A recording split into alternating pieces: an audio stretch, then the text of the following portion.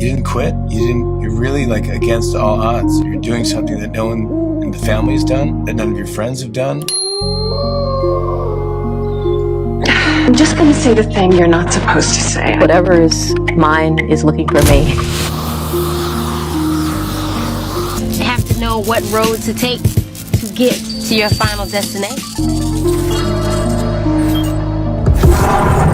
Everything that you ever wanted is on the other side of fear. Hello, good afternoon, happy Friday. Happy Venus Day, happy Friday 13th. Hopefully, you're doing some type of self-love manifestation, prayer, work, because today is the day to do that.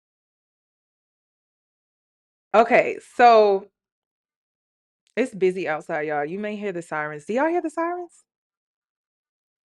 Let me know. Y'all hear the sirens outside?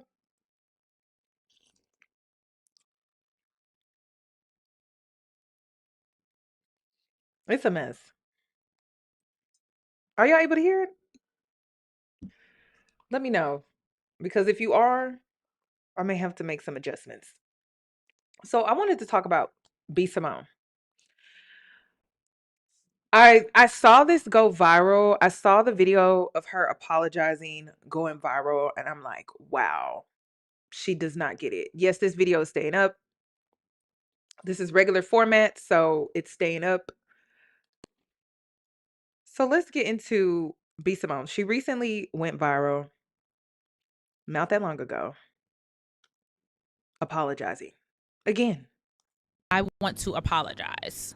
I want to publicly apologize to the internet, to God, to anybody that I offended, anybody that I've hurt with my words, maybe on the mic, or maybe my opinions, or maybe me saying something out of like a response or flesh instead of truly letting it marinate in the Holy Spirit and let him speak through me. When I started this platform, I was in a really dark space. A part of me starting LTTA was to prove that I could stand on my own, or prove that y'all aren't going to keep me down, or prove that I'm going to have a podcast. It's going to be successful. It's going to be the number one podcast in the world. I'm B. Simone. Y'all ain't going to keep me down for long. And I can't say at the beginning of this, my relationship was as strong with God as it is now. So at the beginning of this, yes, I made a lot of mistakes. Yes, there was a lot of bleeding on the internet.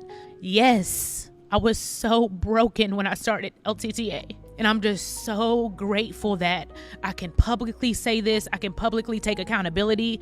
I'm glad God is shifting my heart. I'm so different, and God is working on me, and he just chose me to be worked on publicly. So y'all are going to constantly see me fall. Y'all are going to constantly see me sway and bend and break, but y'all are going to constantly see me get up.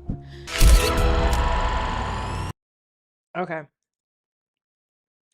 Now listen, I'm not going to be mean about the situation. I am going to be real. I'm going to be honest, because I'm honest with myself in the same way that I'm going to be honest in this video. The issue with B. Simone and women like her, it's the reason why I'm doing this video. It's really not to gang up on B. Simone. It's really to use her and what she's going through right now as just a lesson, a cautionary tale that I feel like every woman should face at some point in their lifetime.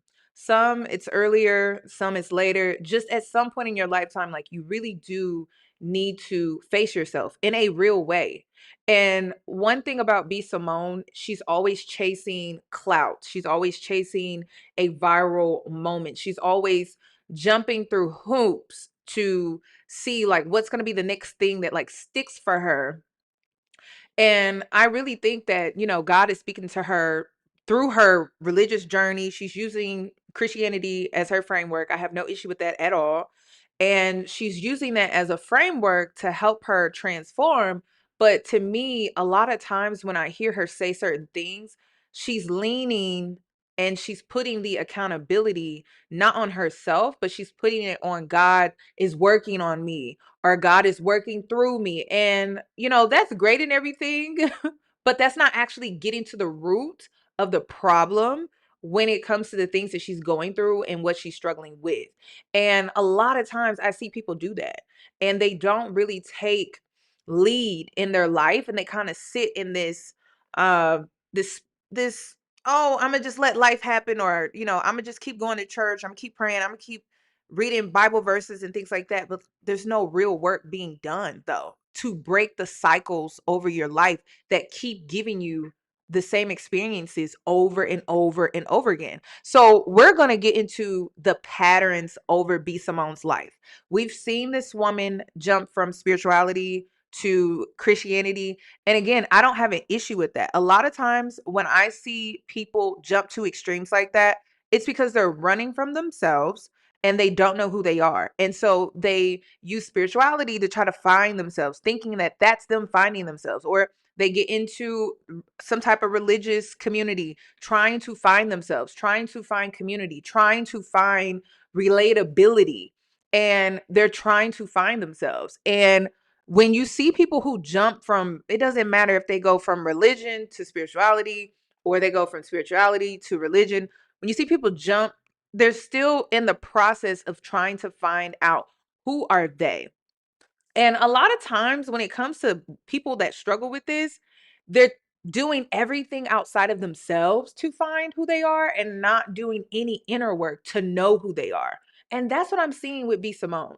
She is a great example because she went from spirituality to Christianity and she's still struggling. And most people think that, well, that's the answer. I wasn't living right. I wasn't doing this right. I wasn't living righteous and I wasn't being perfect and I wasn't all. And when really, it's just you are in a cycle in your life.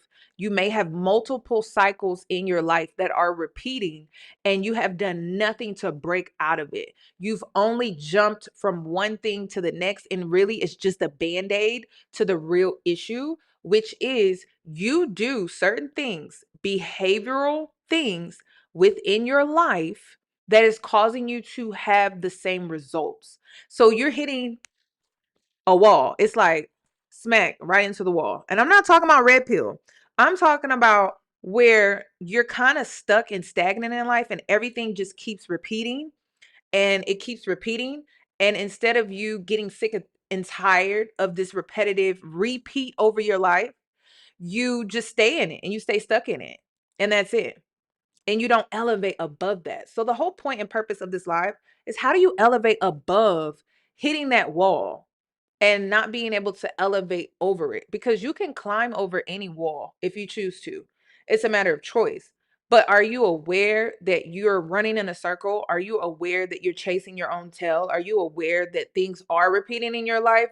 Even if it's new faces, new environments, even if it's new ways of making money, are you able to see that you're still doing the same thing? You're like running on a hamster wheel. So that's what I want to talk about. Let's go from the very beginning when it comes to B. Simone. This was one of her most viral videos. This is when she first popped up on our timeline and she went viral.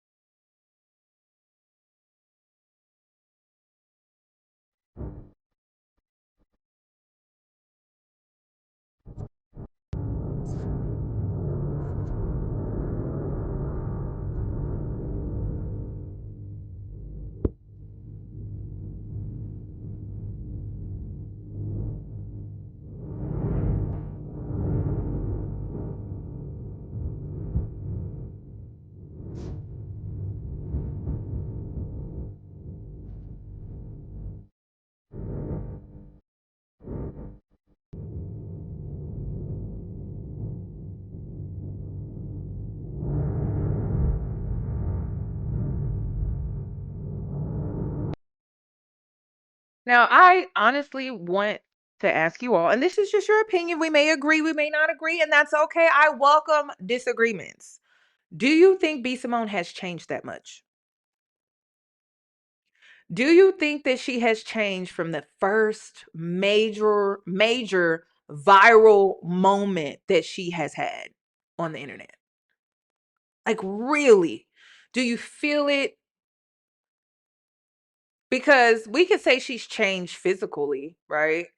We could even change, we could even say that she's changed the way she shows up on social media, but energetically, I'm not really seeing a deep, rooted transformation. And I think that that's what people are waiting on. I think people want to support B. Simone, but they want to support the version of herself that she keeps promoting through conversation, through her podcast. People are like really waiting for her to be in the spirit of the things that she talks about and not just in the flesh. And people that are very discerning, we can see that. We can see when someone is just in the flesh. They talking a good game, but they're not moving spiritually, and there's a disconnect. There's the flesh, there's the spirit, and something's off. Anyone with discernment, we can see through that. And I believe a lot of people are just waiting for that to happen.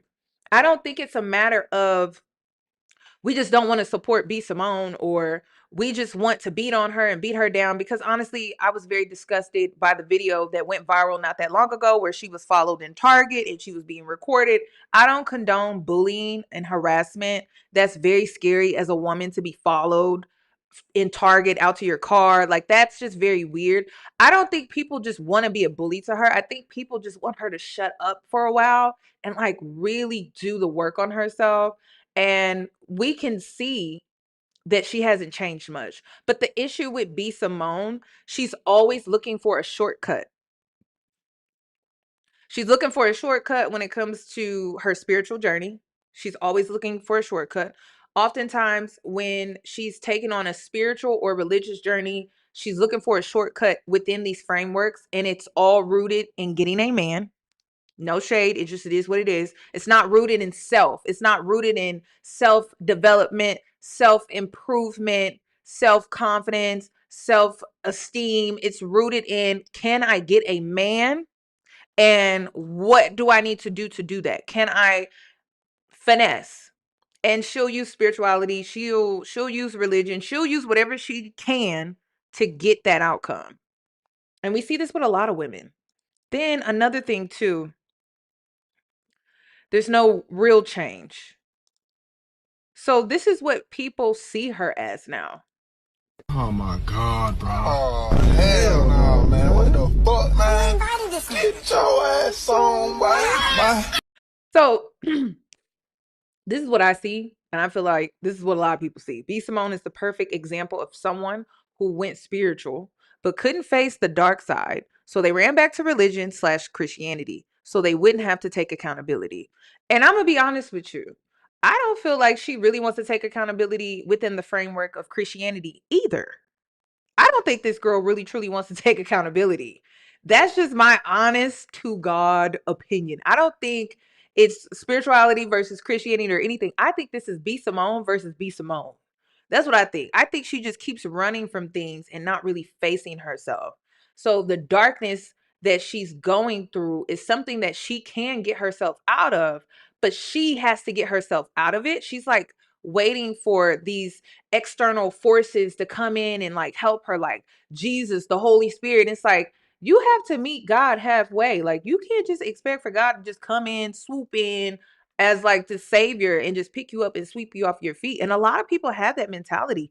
You actually have to meet God halfway. If that's your approach, okay, well, make that your approach, but you still got to meet God halfway. And I don't feel like B. Simone is really meeting God halfway.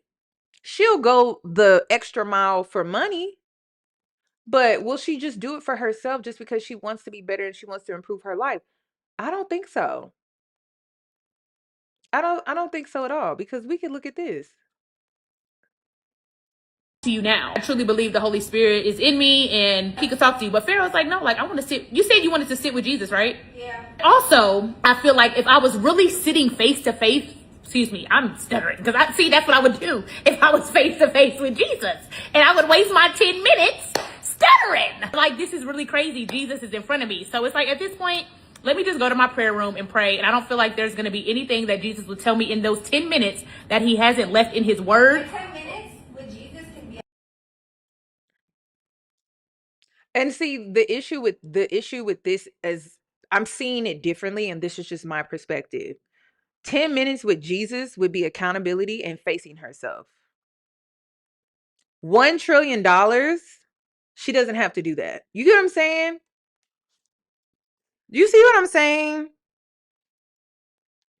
And she has a pattern of this where she'll go the extra mile for money and a man. But 10 minutes with Jesus, she'll choose the $1 trillion over 10 minutes with Jesus. Because it requires accountability. It requires you facing yourself. It's so much deeper. And I don't even think that she subconsciously understands how her subconscious puts her in certain situations, even though like this was just a conversation, it was just a hypothetical question or whatever like that. But like deeply, like if you really were to spiritually look through past like the $1 trillion, the 10 minutes with Jesus and everything like that, that's how her mind operates. It's what's keeping her in this pattern. It's like she is willing to go the extra mile for money, but she's not willing to go the extra mile when it comes to really internally doing the work and improving herself from the inside out. She's always looking for shortcuts. She's always looking for quick fixes. She's always looking for a workaround instead of really truly facing herself. So even though when it came to this conversation, it was like $1 trillion or 30 minutes or 10 minutes with Jesus, she chose the $1 trillion. Based off of her subconscious and just her behavior overall, it's not shocking. Like, it's not shocking at all. She does this in everything. So then I'm showing you the patterns, okay? The shortcuts, the quick fixes. That's one. That was just a mindset. That was just a mindset. Then this. Let me show you this one too, because this also goes right into what I was saying. I am so proud of myself. I was on Ozempic for years. I was on semaglutide for years. Yes, I was diagnosed with PCOS, but for me, it was not healthy for my gut. Ozempic didn't make me change my lifestyle. It was a Band-Aid. I could eat McDonald's every day on Ozempic and still be skinny. It was a Band-Aid. It wasn't getting to the root of the issue. That is B. Simone in a nutshell. Now, listen, I don't have anything against Ozempic, GPO1s. Y'all know how I feel about that because I talk about how I had weight loss surgery. So all of the side effects that people are so concerned about when it comes to Ozempic and any of these weight loss medications, I got the permanent version of that. So I haven't had any personal issues. If you need help with losing weight, then you need help. But it's just a tool though. Y'all see how much I have to work out. Y'all see how I'm consistent with working out. Y'all see how I'm consistent with changing my lifestyle. It is a tool. But the issue would be Simone, she wasn't using it as a tool. She was using it as a complete replacement. She was using it as a Band-Aid to replace or to deal with the deeper issues that she was struggling with, which could have been emotionally eating.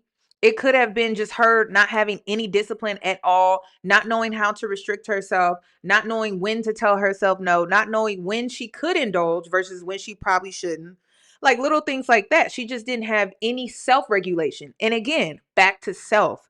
She does not have the self-development to self-regulate, to make better choices and decisions and to stick with them and do it in a stage of long-term effort to see results. So she's constantly doing that. It's not just Ozempic.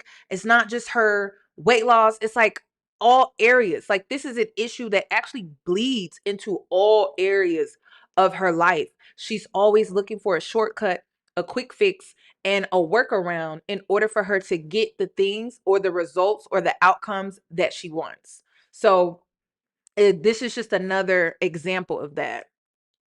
For me, it was not healthy for my gut. Ozempic didn't make me change my lifestyle. It was a Band-Aid. I could eat McDonald's every day on Ozempic and still be skinny. It was a Band-Aid. It wasn't getting to the root of the issue. The issue is you're an overeater. The issue is you have no discipline. The issue is you have no self-control. The issue ain't just your insulin.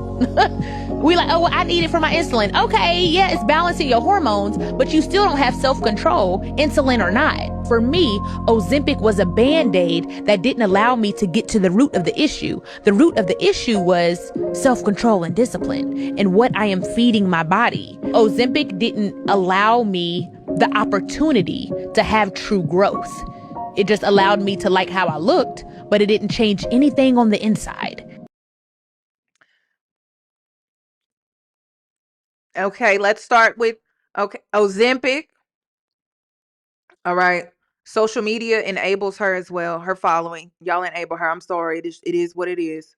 Okay, so she's never going to fix the issue. As long as she's getting praise and people are coming in to make her feel warm and cozy and not telling her the truth, you're also the problem.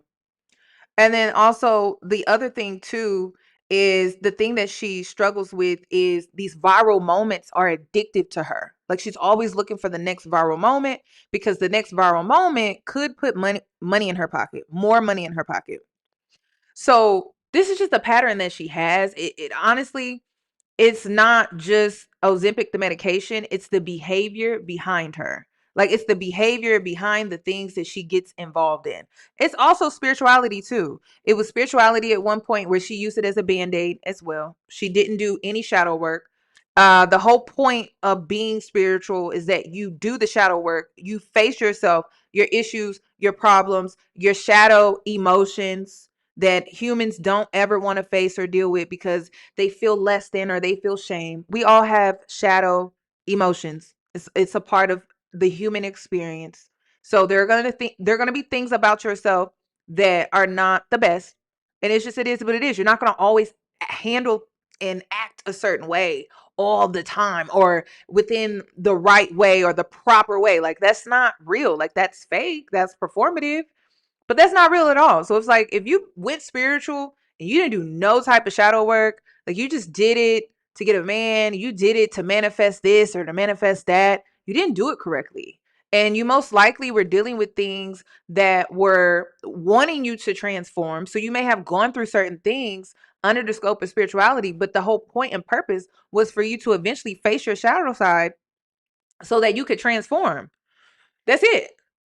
So it works for some and it doesn't work for others. And it's just, it is what it is. But if you're never going to face yourself, then it doesn't matter. Like you could go from whatever religious group that you want to go to, whatever spirituality, a cult that you want to go to, that's fine. But it's still never going to change though. Like it's never going to change. You're still going to be sitting with yourself and you're still going to have the same problems. And Brittany Renner is just, she's a great example of that. It doesn't matter. That woman she has tried everything. That lady has literally tried everything and nothing seems to work for her. So I don't know. Let's also move to this chew. Let's see. Okay, so that was one. And then let's get into the money issue. So one thing that I'm also picking up when it comes to B Simone, she's in like some type of karmic cycle when it comes to her finances. And all a karmic cycle is financially is when you're in the same loop when it comes to money. Meaning there's a pattern or a cycle in your life financially that just keeps repeating where you may make some money but then you lose it quickly, or you may make some money and you don't lose it quickly but you still have to spend it all, like you're not able to save. A financial karmic cycle could also mean that maybe things, you just seem like you're always giving money but you're not creating like real money flow that gives you that stability that you're really looking for. And I feel like the reason why she's in this lesson is because there's so many things that she's put out here regarding money. I also believe that that's part of the lesson when it comes to her life. Like she tends to put a lot of things like materialistic things on a pedestal, which is why I believe people that are truly discerning, you can see that she's materialistically driven, that she's not really being led by the spirit, but she's truly being led by material gain. And so when it comes to her finances, I believe that it's a karmic lesson for her so that she won't put these things on a pedestal, so that she won't continue to chase money, that she'll actually allow to herself to be led through the spirit and not by flesh or just materialistic success. So she's going through a period in her life where she's redefining what success is, what it actually looks like, with her being on this path with Jesus Christ. However you want to frame it, she is in a stage of her life where she's reframing these things and she's redefining these things, and she's struggling. She's scared because she doesn't know what's going to come of it and she can't see ahead. Like she's in a space where she's blind and she can't really see what's ahead. But if she would just focus on managing what she currently has in her life right now, then she could elevate. But right now, I feel like the karmic lesson more so is about her focusing on herself, managing what she has at this state, instead of trying to push for more and more and more and get another viral moment and make more and more and more money. Like, I really think it's about just managing where she's at currently right now. And she's struggling with that. So we all know about this 9 to 5 situation that she put out here, this conversation about how she doesn't want to date a man with a 9 to 5 job. Can't have a 9 to 5. What? Why not? You don't want to have an honest job? I mean, he could be a hustling entrepreneur. So you want him to be you want CEO status? Yes. Okay, he can't So like he can't clock in and clock out. No. And I'm gonna go ahead and say this to any of the girls where you feel like your money flow in your life is funny. You need to heal. Seriously. Like, I just had an experience with my best friend. The whole time that she's been here, I've been having her do work, and the work has been releasing. So she's just been releasing things emotionally. See, a lot of people don't want to acknowledge the emotional side of money, which could be causing your blockage.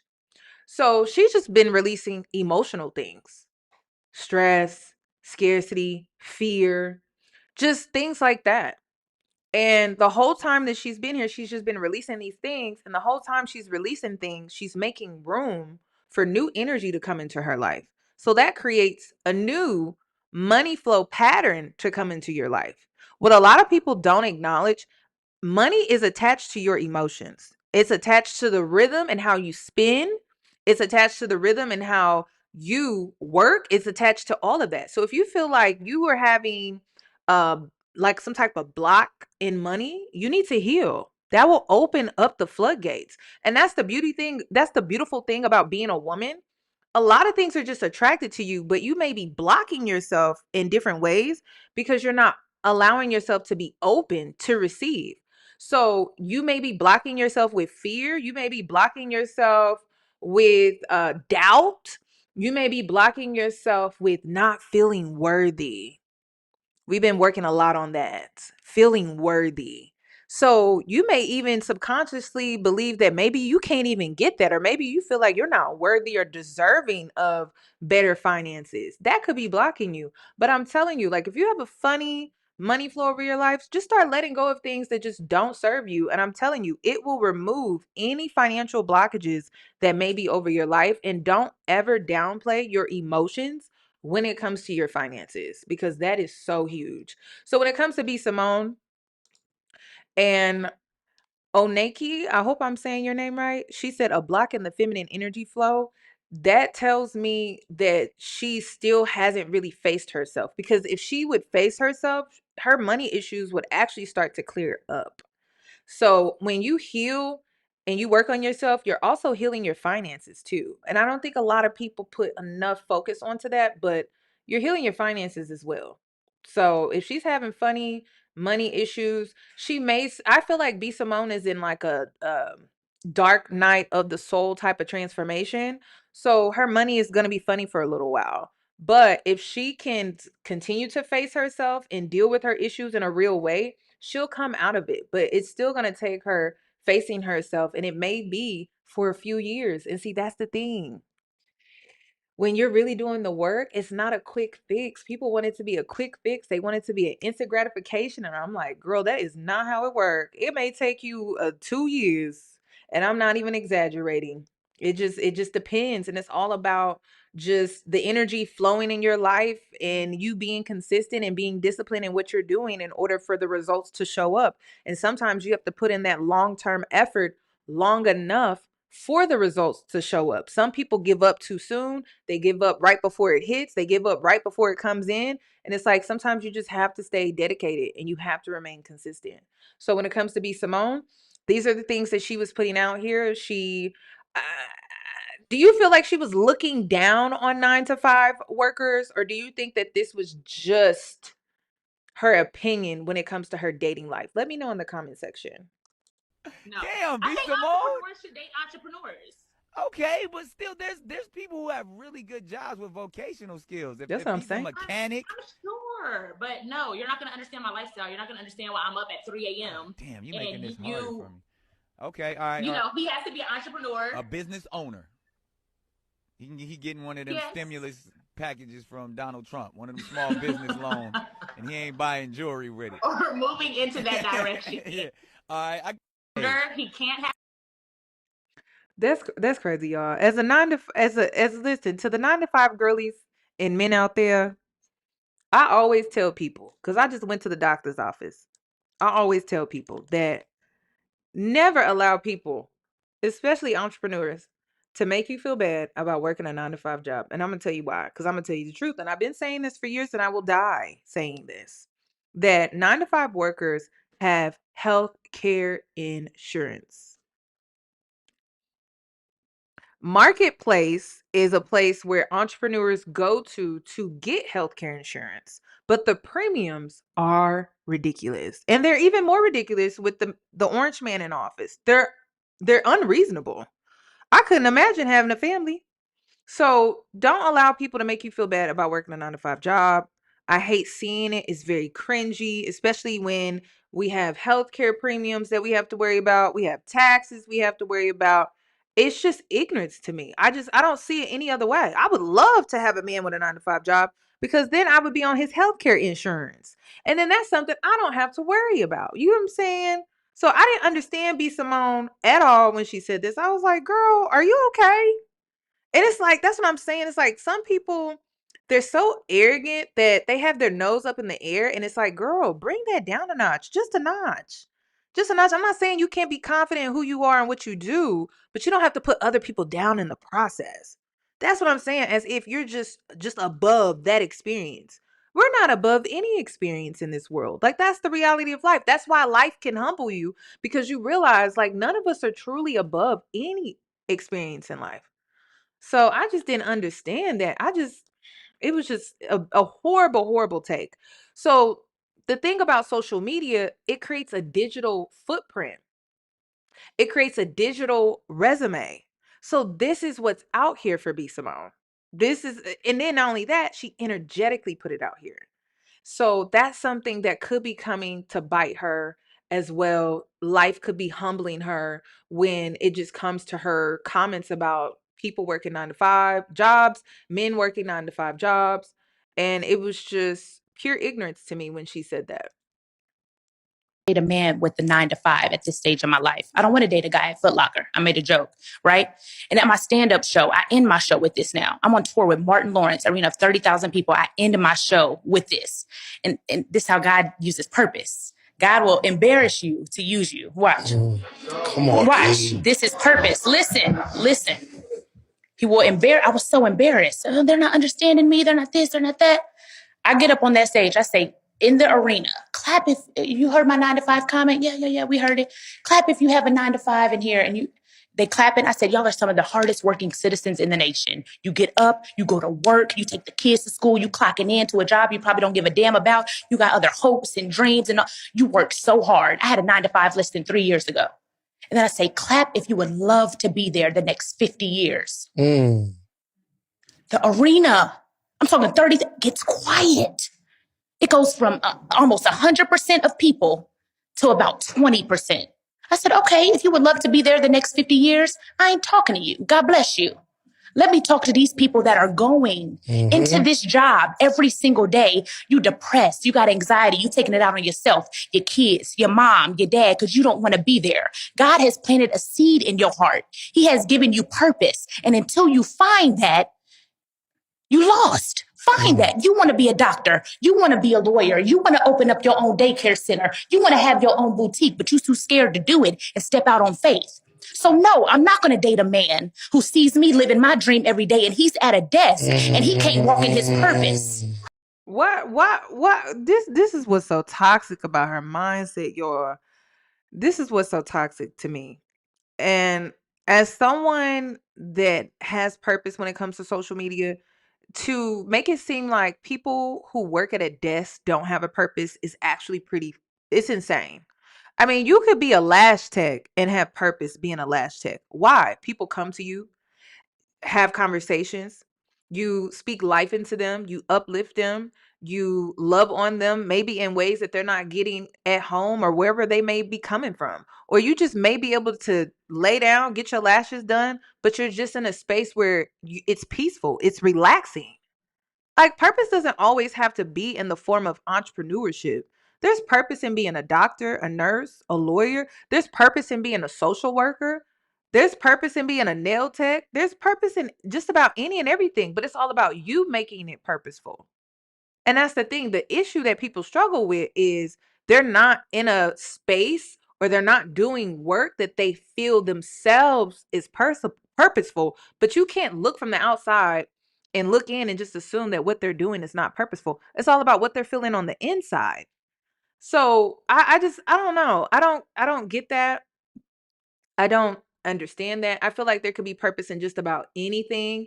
It's all about where your heart is, and it's all about what you have a passion for, and it's not going to look like everybody else. And it just seems like B. Simone does not understand that. She thinks that everyone is going to have her purpose in the way that her purpose is for her life and her heart and her desires, but that's not going to be the case for everyone else. And I don't think that we should all be aiming for the same thing. So I don't know. I just didn't understand that. I don't get it. And in the process, I don't think she understands that she put down people who are at a desk, who are in a purposeful place in their life when it comes to what they're doing.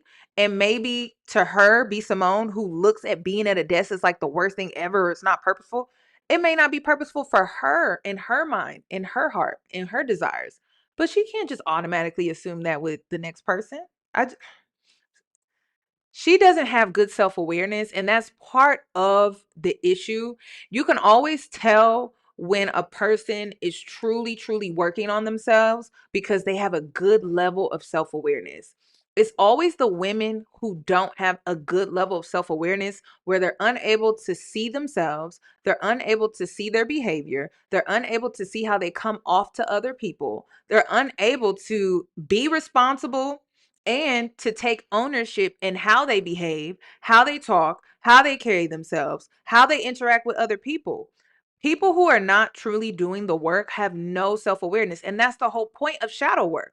Shadow work is you understanding who you are through self-identity, you self-accepting who you are through self-identity, and then you also facing the parts of yourself that are not always easy to accept and embrace. That's what it's about. But B. Simone, she uses spirituality, she uses religion to just skip all of that. And I'm not even going to be surprised if she even tries to use therapy. I won't be surprised at all if she tries to use therapy, and that maybe therapy, therapy is all about how you choose to use it. Therapy is all about the homework that comes from it. It's not that, a lot of people think you just go to therapy and that's it. And that's not what therapy is. It's just like if you got a trainer, a fitness trainer, and you're working out with your trainer and everything like that, but if you go home and you eat like trash or you eat like shit, and it's like, well, what was the point of you going to see the fitness trainer? And it's the same thing with a therapist. You could go see your therapist, learn all of these different techniques and exercises, but if you don't actually take them home and utilize them and practice them in a healthy way, then you really gonna still be stuck at square one. Just like with the fitness trainer, you're still gonna be stuck at square one. You're not hitting your fitness goals, you're not hitting your weight loss goals, you're not being accountable, you're not being responsible, you're just going to this fitness trainer or you're just going to therapy. And if that gives you validation, I guess, but the whole point of therapy is not validation. It is accountability and it's responsibility, and it's heightening your self-awareness so that you can make better choices day to day. That is what it's for. So it always kills me when people are like, I don't like therapy, I don't like therapy. And it's like, okay, that's fine, but I wonder how you used it. It's always about how you use things. Things are just tools, but ultimately it always comes back down to self. What is your purpose? I have a clapping. What is your purpose? If you are at your 9 to 5 and you feel like that's your purpose and you are walking in that is beautiful. My comment wasn't for you. My comment is for that man that is sitting there. He wanna, I'm telling you this from the bottom of my heart. I'd rather date a man that has a plan, ambition, and he's selling clothes out of his trunk and they fly as hell. I'll help you with that business because you have a vision, you have purpose. Yo, when I was working my 9 to 5 job and I was in a gray cubicle, I had a vision too. That's what I'm saying. It's like it's just she doesn't understand how she's coming across as judgmental. When I worked at Wendy's, I had a vision. When I worked at the grocery store, I had a vision. I had a vision when I worked all of those jobs. I didn't just get a vision when I started doing YouTube. I had a vision for my life when I worked all of those jobs. I worked at Whole Persons. Whole Persons was me going out into the community, helping people with disabilities, grocery shop. There was a lot of purpose in all of those different job titles. It wasn't just when I started doing YouTube. That's crazy to me. I don't get it. So she thinks that people only get the purpose when they become an entrepreneur. And I also want to say this too. If you do have dreams of being an entrepreneur, you have to look at the other opportunities that lead to that. And I've been having a lot of conversations with people lately where they feel like the only opportunity is the first opportunity to be an entrepreneur when really the first opportunity was your first job. The first opportunity was or the many opportunities before that opportunity, it could have been you learning the business, you understanding the business. Every single job I've ever worked helped me when it comes to my entrepreneurship. Every single job that I worked, every phase of my life that I've been in was all purposeful. Every single one. Broke, not broke, struggling, not struggling. Every single phase of my life was purposeful. It doesn't just get purposeful when I'm in what I'm trying to do or what I want to do. And a lot of people overlook that. Like they don't understand how there's building blocks when it comes to your purpose. It doesn't just it's not this thing where you just, oh, I'm in my purpose and that's it. It's like, no, there's a building block that you have to go through. And it's like people just want to skip that and they just want to be in it and that's it. And it's like it just doesn't work like that. It doesn't, because typically before you enter into your purpose for real, there was a lot of character development that you had to go through, which is why it's a journey. It's not this thing where you're in it and then that's it. It just, I don't know. But and this is why I question B Simone and the inner work, because again, she has this mindset of quick fixes and shortcuts. Care about something. If your thing is microphones, tell me why microphones are cool. Talk to me. Be passionate about something. We so lost in this cycle of working to live, we done lost passion and purpose. So no, I'm not going to date a man that works at Foot Locker. Thank you. Oh my God. I just don't know. Should you be delusional? Absolutely. Being delusional only means that you dream. Okay. And you didn't stop dreaming past a certain age. That's all being delusional is. But you also have to be practical. And if working at Foot Locker helps you get closer to your dreams, then so be it. So be it. That's what you have to do. That's crazy. There's nothing wrong with working at Foot Locker. There's nothing wrong with working at Foot Locker to get the materials that you need for your entrepreneur avenue that you're wanting to take in your life. Like, this is crazy, y'all. I'm not understanding. It's not making no sense to me, because there were a lot of things that I had to do. I had to do very hard things in order for me to get what I wanted eventually when it came to what I wanted to do with my life. But it took me doing the hard shit first. I'm just like, I don't get it. I don't know. I don't want to do the hard stuff. I just want to do what's quick, fast, and easy. That's going to get me what I want quick, fast. And it's like, it doesn't work like that. And then to be honest, if the man worked at Foot Locker and he wanted to have his own shoe business, there's purpose in the Foot Locker job just as much as there's purpose in him wanting to make shoes for a living. You know what I mean? I don't get it. But okay. So then we have this situation here. wrong with a nigga with a 9 to 5. I get it. They work hard. I used to have a 9 to 5. Nothing is wrong. Nothing is wrong. It's just my finances. Like, the budgeting, you see how I am. Nothing is wrong. You work hard, you have money. I get it. I need an entrepreneur. I need somebody that understands my mindset. Somebody that has the same lifestyle. It has nothing to do with money, everything to do with lifestyle. Okay? Nitpicking every little thing. Never I've like that. never been like that. We were in Bloomingdale's yesterday. I'm like, we have to go to H&M. Yeah. Like, I noticed. The issue with B. Simone is she cares about the perception of things. So the man that she wants to date can't work a 9 to 5 job because she doesn't work a 9 to 5 job. And she cares about how she's being perceived or how her man would be perceived. As if a man working a 9 to 5 job can't be seen as a boss. Like, she's seen as a boss. And she wants a man that's seen that way. And she feels like she can't be with a 9 to 5 worker and he not be seen as a boss in the way that she is. That's all that is. That's all that is. In me. And then it was so crazy because I'm like, girl, what is wrong with H&M? I really like I did not know we couldn't. I didn't know we couldn't shop at H&M, y'all. New information. Did not know we could not shop at H&M. But I'm just like, what is wrong with H&M? Now, just nitpicking, and it's not even. I just don't have it like to spend the liquid. Yeah, I'm used to having liquid. I'm used to seeing a certain amount in my account. But and this is why I said that she's financially in a karmic cycle. All a karmic cycle is to teach you a lesson.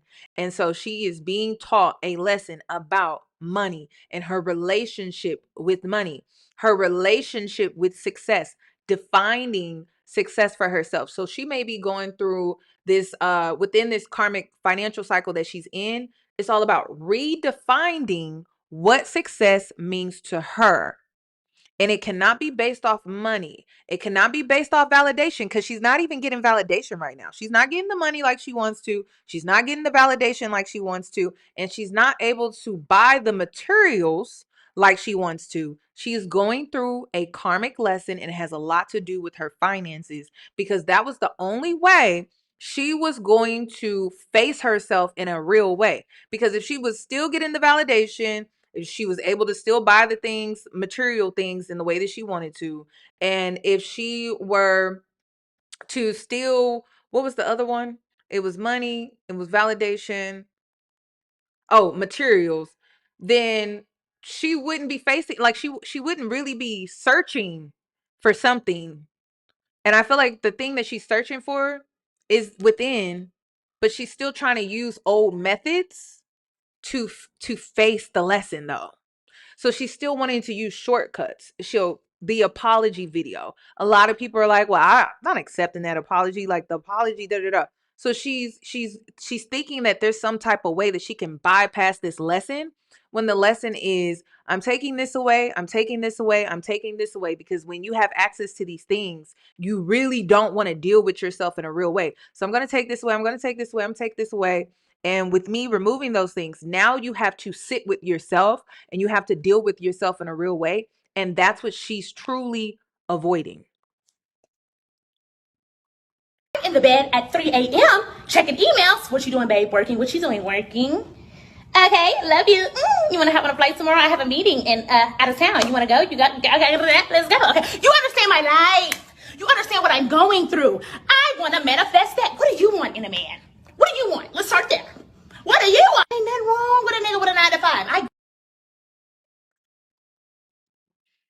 Oof, the digital footprint, y'all. It's a lot. It's a lot. Okay, so then this is. Is she really broke? Who said I was broke? Okay, so I don't think B. Simone is broke. She just doesn't have the cushion that she had before. So I feel like, she's able to do and take care of the basic necessities in her life, but she can't like do the extra stuff that she was able to do before. She can't splurge in the way that she was able to do before. But I don't think that she's just flat out broke. There's different levels of I don't have money. And a lot of times when it comes to some of these influencers, it's I don't have the money that I used to have. I am making this much now. And it's not that they're broke, but they're just not making what they were making before. If she was broke, she would really be on the street. She's not broke, but she just doesn't have that financial cushion that she had before that gave her validation. This financial cushion that she had before gave her a lot of confidence. So now, like, she's financially insecure. These are all things that she needs to work on herself. So she's also being triggered, and it has to do with money. And it's also crazy too with this financial karmic lesson that she's going through right now. It is affecting her insecurities in a multitude of ways, because she can't get the materials, she can't get the validation. She is also financially insecure, where it could be bringing up things from the past of other times she was financially struggling, or when she was really actually broke. It could be triggering that fear of scarcity, fear of like failure, fear of all it, like, so a lot of things are triggering her right now, and it's all rooted in one place: finances. Do you really think that we would be hearing so much about or from B Simone if she was financially doing well? Like, if she was financially doing well as before, do you think that we would be hearing so much from her? Probably not. Like, we wouldn't hear that much from her probably at all. Hold on now. I didn't use those words. I know I didn't. I didn't say I was broke. Ooh, ooh, ooh, ooh, ooh. I ain't never used the words broke or penny pinching. I know that much. I know I didn't say I was broke. You're not funny at all. Oh, blocked, baby. Bye. Let your last comment you'll ever be commenting. Oh my God. It's so crazy that you're saying was H&M open on the 4th, because no. I just went over there and they is closed. I did go to H&M today and it was closed for the 4th. I love H&M. You know, that's one of my favorites. I know. All right, then. Great. H&M shopping is going great. I have an H&M bag over there on my couch, and I went to H&M Is this her older sister, younger sister? today, but they were closed for the 4th.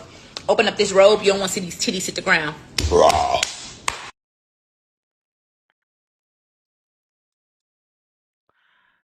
Listen, B Simone, she gotta level up, y'all. She do. That's the only way she can beat this. She gonna have to level up. Cause girl, what? That's her younger sister? Oh my goodness. The very next month, I made $1 million in 30 days. And the month after that, I made $10,000 the very next month. And then this is another thing too. She overshares way too much. I knew when she made the announcement that she made 1 million in a month that she had fucked up. You never tell people how much you make. Ever. Ever. You never tell people, especially the internet, how much you're making. You never want to overshare too much about what you can afford, what you're doing. You just never want to do that, because then people start to pocket watch. Then people send you bad energy when it comes to what you can financially do for yourself. So I knew she messed up when she put it out here that she made 1 million in a month. You should never do that. She overshares too much when it comes to her finances, when it comes to her dating life, when it comes to just her plans, her future, her goals. She needs to log out of social media and stop oversharing so much. It may be creating blockages in her life. Why? Because I was canceled on social media. Oh, that was the men? That was in that same time frame, right? So that's the I went from vulnerability. $1 million month Okay. to a 10,000. What percent drop is that? We are in the red. What the code red? Hello, please. We need a new team. What is going? But I said all that to say dollars don't equate money. You know what I mean? You can be Followers don't equate to money. Yes, I'm sorry. Thank you. Followers don't equate money, and you can be here one day, and the consumer is so episodic. One day they're like, "Oh, well, yesterday you loved the book. You loved everything episodic? I said." Is that the word of the day? Yeah, episodic. Up and down. It's good. Okay. So one thing that I want to point out is that life is very humbling, and I don't believe that B Simone putting it out here and like really pushing this message about 9 to 5 jobs. I don't think that it's a coincidence that now she's coming out and she's saying how you could be up here 1 minute and down here the next, which is why a 9 to 5 worker has that consistency. Now, I will say that times are changing. I will say times are changing, and these corporations, I'm not going to tell you to be loyal to them, but we're not about to knock a 9 to 5 job. We're not about to knock a person with a job. Like, that's crazy to me. I don't care what job it is. If it's a job, it's a job. We're just not about to do that. But I do find it interesting how, as she's in this karmic financial lesson, that she is coming to the realization that you could be up here one moment and then you could be down here the next. So that means that you need to be more humbled in your approach when it comes to how you view others, how you view yourself, and how you view money overall. And I believe that that's the lesson that she's currently going through spiritually. So let's move on because we have to get into the friendships. I think I covered everything when it comes to money, the 9 to 5 job, and everything. Now let's move on to friendships because these are all the areas in her life that is negatively impacting her. So there was a situation that happened with one of her friends. And she was friends with Megan Ashley and a few of these other girls. I don't even know who the other girls are. So just her friends. I just know Megan Ashley from the podcast. But the thing that stuck out to me with this is she said, we don't serve her anymore. And that's the thing is I notice what a pattern with B Simone is that when she feels like something doesn't serve her, she demonizes it. Like when spirituality didn't serve her, with her putting rose quartz in her bra, when that didn't serve her in the way of getting a man, which was highly delusional. Okay. Highly delusional because rose quartz is really for self-love. It's for you to love yourself. The only way you could really truly attract love through rose quartz is to self-love yourself to attract love outside of yourself. But that's a conversation for another day. And with her having so many struggles with just things that she's insecure about, money, friends, men, I can tell that she does not love herself. So the rose quartz and the bra, that it didn't help her because she didn't do the work. You know what I mean? Like she didn't do the work to love herself more. That's the whole point and purpose of the rose quartz is for self-love. And she didn't do that. Then another thing too, so when spirituality didn't serve her, she tossed that to the side. When manifesting and manifestation, when she felt like that didn't serve her, then she tossed that to the side. She tends to just toss things to the side, and she tends to make herself feel like she is superior to the things that she was into at one point that she's just no longer into. And it's not because she's grown, it's because it just didn't serve her. Another shortcut, another quick fix that just didn't work. And so she's moving on to the next thing and she's moving on to the next thing. And that's just what I've noticed about her. Same thing with Ozempic. That was another quick fix. And she realized that that wasn't really benefiting her in the way that she wanted. It didn't serve her in the way that she wanted. And she got rid of that too. And it probably came down to the fact that she couldn't eat the way that she wanted while also being on the medication because, I mean, you can't eat as much, I'm assuming. So she probably stopped taking that too. Like she just, whatever she feels just stop serving her in that moment, then she'll just get rid of it. And I feel like she treats people the same way. Even when it comes to her other best friend that was on her podcast with the whole H&M conversation, she wants people to be her friends. She wants them to be able to Megan Ashley too. She wants to be able to make money with them. And then they can't go and do their own thing. They can't have their own thing going on. They have to be up under her. And she has to have her claws in them in order for her to be served. But as soon as you stop serving her, she's just going to toss you to the side. And I believe that's what happened with Megan Ashley and their whole separation. I don't really want to call it a fallout because the way Megan and the way she handled it very gracefully. And the reason I say that too, y'all remember the Jackie situation, right? The whole close friends. And Angela Yee ended up calling her out for using close friends subscriptions to showcase mourning process. So she was even trying to use Jackie and have her serve her in her death. Like, that was weird financially. That was very strange. It is very strange. And yes, I say this all the time that entrepreneurship is spirituality. That's all that it is. If you doing entrepreneurship and you not tapped in spiritually, entrepreneurship is 1,000% spiritual. It's 1,000% spiritual, and you will see that work in your life. So yeah, let's get back to B Simone though and her friendship pattern that she has. So I do find it interesting that she had this breakup with her friends. This is what the girl said.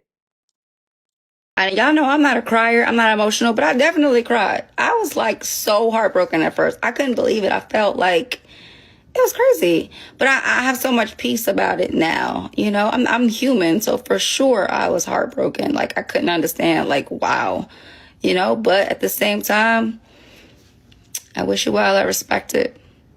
Y'all know, me, what's my favorite quote? I'm always saying, you got a better chance of getting chased by a dog than me. And I mean that. I can listen. For one, I don't know, Letitia. Is it Gardner? I've never heard of this girl. Does anybody know who she is or what she does? She has any relations? Let me know. Because I don't know. Let me see if I can look it up too. y'all know I have adult children. So I don't do drama with adult women. I'm at my capacity. My daughter's going to be 20 years old. I'm at my capacity, okay? Who my mom's in here with teenage daughters and above. We at our capacity. I need the women in my life or anybody in my life outside of my household to bring me peace and love and joy, and that's it. And I'm a very low maintenance. The only thing that I'm finding is that she's an internet personality. She does fitness. She's an entrepreneur. She's an author. She was a former law professional who transitioned to wellness. You know what? Actually, I think I have seen her. Okay. Yeah, I know her. Her and her husband are fitness influencers, trainers, and internet personalities. Okay, I do remember her now. Friend, I don't require a whole lot because, shoot. Okay, let's see. Shoot, I be busy. I got a man, I got a business, I got kids. Y'all see me on here. My foundation is my family, and that's everything. So I don't require a whole lot. But again, you know, you got to respect where everybody is. I do have. I did not know they were all friends. That's interesting. So the reason I want to bring this up is because honestly, I just wanted to give you her track record when it comes to past friends, things that she has done, like this Jackie O situation that was very weird. And I think this really rubbed people the wrong way, probably the most out of all the antics I've seen with B Simone. This was the most disgusting to me. The Megan Ashley situation, I felt like it was going to happen, and I'm going to explain why. Because Megan was the friend that was doing the work for B Simone. Megan was the friend that was spiritually doing the work for B Simone. And sometimes when we play that role in friendships, how is she doing the work for B Simone? Doing the work for a friend is all about spiritually, it's all about sorting out what their issues are, what their struggles are, what their triggers are, and being able to pour into them spiritually.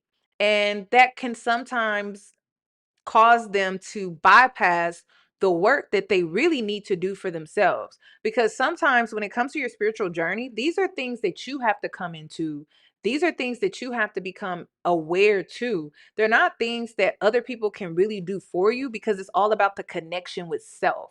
But when it came to Megan Ashley, just her guidance, her opinions, her mindset, she played that role. And I don't think that she did it on purpose or intentionally. It's just all about how she chooses to show up. And it's just who she is as a person. And so when you watch her podcast, you could clearly see, okay, Megan Ashley is clearly doing the work because she's moving through spirit. And B. Simone is just kind of mirroring that. B. Simone is benefiting from how Ashley is doing the work on herself and she's moving through spirit. So one thing that I noticed was when they separated, when they went their separate ways, before they went their separate ways, this was B. Simone on the podcast with Megan Ashley. And this is what she had to say about Megan Ashley. Seeing you go through your darkest times and seeing you come out of that and still having so much faith, like, that is something I admire, and I strive to be like that every day. You pull me closer to God. Because of you, I have given my life to Christ numerous times, over and over, yearning for a relationship with Him. I don't ever want you to doubt what you already know it's inside of you. And the confidence is going to come out of you this year, and you're never going to look back. You're never not going to have confidence. This is the year that you have it, and keep it. I just know for sure, I know for sure that God put you in my life to save me. To save me. This is who she was talking to. Megan, she was talking to Megan Ashley on their podcast. To save me. I just know for sure, I know for sure that God put you in my life to save me. Okay, let me move that to save me. Okay. So they went their separate ways, and all of a sudden, B. Simone is having all of these issues. Like, she's struggling. She openly talks about it so much. I'm changing so much and I'm so scared. You don't have to know the how it's gonna happen, when it's gonna happen. You just have to believe it is. Things that I've never battled with before, I'm starting to battle with. And Now, there's duality when it comes to this situation. On one hand, I can empathize with B. Simone and what she's going through. On another hand, I can empathize with Megan Ashley because, on one hand, what B. Simone did not understand was when Megan Ashley was around her, I really think, and this has happened to me in friendship, where people will be around you and they'll confuse your transformation for theirs. They'll confuse your transformation energetically for theirs. And then they take that energy, fuel themselves with confidence, and then when you remove yourself out of their life, then they actually have to deal with the shit that they couldn't deal with when a Megan Ashley was in their life, because they confused that exchange, that nurturing, that love, that support, that care. They confused it with their own energy. So it always takes a Megan Ashley to remove themselves from that person's life, like a B. Simone, and then they're left to really deal with themselves in a real way. And they can no longer confuse Megan's energy with their own energy. And that's what this is. That is what this is. And I believe that the separation with Megan Ashley and B. Simone was very spiritual because it was all about divine timing. It was all about, Megan was seen, she got a little visibility thanks to B. Simone, but ultimately that separation was intentional. Like, it was. I don't think that Megan Ashley was trying to use her in any type of way. I just think that, God always had that plan in place. That's what I think.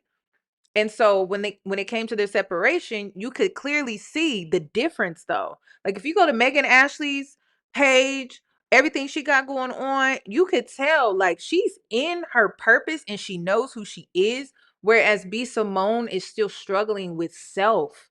Like, she's still struggling with identity. She's still struggling with self-esteem. She's still struggling with addictive patterns when it comes to money, materialism, and just overall finances. The attention from social media, the addiction to going viral. Like, she struggles in those areas. So I do empathize with B. Simone because I know what it's like to be in a space like this But I can also empathize with Ashley, as Megan Ashley as well, because she had to let this relationship grow in order for her to elevate. Like, she had to separate herself in order to elevate. And you see her elevation. Like, you can't even deny it. So here you are, you have B Simone that's still struggling. And what she's struggling with aren't these like outside forces that are against her. It's her. Like, it's her. She is the problem. And she was confusing Megan's energy and work that she was doing on herself as her own energy. And then when Megan Ashley separated, and your energy, when you have really good energy, it tends to linger for a while. But once Megan Ashley was gone and she stayed gone, now she has to sit with herself and she has to deal with herself in a real way. So uh is it some people say it's vampire. I call it more parasitic. I think it was more parasitic. Some of you may even have liked B Simone more when she was friends with Megan Ashley. You probably don't like her now. And again, that's that mirroring of growth, that mirroring of transformation. You may have liked B Simone more when she was around Megan, and it was because that was Megan's energy. And when you're an inspiration like that, like, your energy can rub off on people. But people are supposed to take that inspiration energy and transform themselves, not cloak themselves to your energy and ride your coattail. And I felt like spiritually, not fame wise, clout wise, or social media wise, but just spiritually, B Simone was trying to ride Megan Ashley's coattail. That's what that was. So here we are. She's dealing with herself in a real way, and she's going through a very painful transformation. I believe that this is a transformation for her. It's long, it's drawn out. I do believe that it is a drawn out transformation, but I do believe that that is what it is. Went to God today and I said, I'm scared. He said, I know. And sometimes I don't know, like when she says, I'm scared, and then she goes, God said, yeah, I know. I really feel like she's talking to her higher self. I know it sounds crazy, but I feel like she's talking to a part of herself, her higher self, that understands her fear, but is still wanting to push her to go to face it. I know it sounds crazy, but it has a lot to do with she wants more and she's sick and tired of where she is now. And I feel like her higher self is the one that's really speaking to her and calling her to push through the fear. But I mean, some people say God, and that's fine. Um, that's fine. But a part of me feels like it's the growth in her that wants to come. Like, it's the transformation in her that wants to happen. And if she gives the credit to God, I don't see anything wrong with that. Or Jesus, I don't see anything wrong with that. But I don't know. Part of me felt like she was really talking to herself, that she is scared, and that she is fearful. And it's because she's in this space in her life where things are just uncertain. I'm trying so hard. I refuse to walk through life and accept this as my reality. This is a moment. I'm going to keep. And the reason why I'm saying I believe it's her higher self is because there is power in acknowledging through self-awareness, not saying it's God, not saying it's the universe, but there is power in self-awareness and you being able to emotionally regulate yourself and say, I am scared. I am fearful. Instead of putting it on God and saying, well, God knows that I'm fearful or I'm scared. There's power in acknowledging your own emotions for what they are, instead of using an external force to acknowledge your own emotions. And see, that's where the lack of self-awareness comes in, because you're giving that power that you have within yourself to someone else. But it's her framework, it's her religious framework. And y'all know that when it comes to my mindset, that I'm more of a conscious person. I'm not into the labels, into all of that. Like, it really comes down to the conscious. But that's something that I would tweak just a little bit. Not saying that she can't believe in God or anything, but it's okay to acknowledge yourself. It's okay to acknowledge that this is how you feel. Like, you're scared.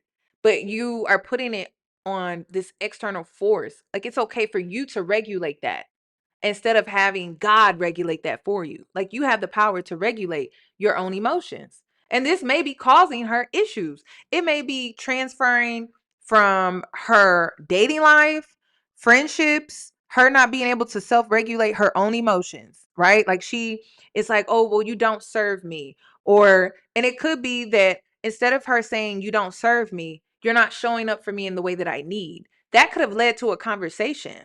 But it kind of comes across like B. Simone is avoidant. Like, she's avoidant of her emotions. So it's not shocking that she would put it on God to regulate her emotions for her, because she's fearful of regulating her emotions or facing how she really feels. Because I think when it came to the other girls that she decided to separate from, I think that was more so of her just saying, you're not showing up for me in the way that I need because I'm going through a hard time and I need more support right now.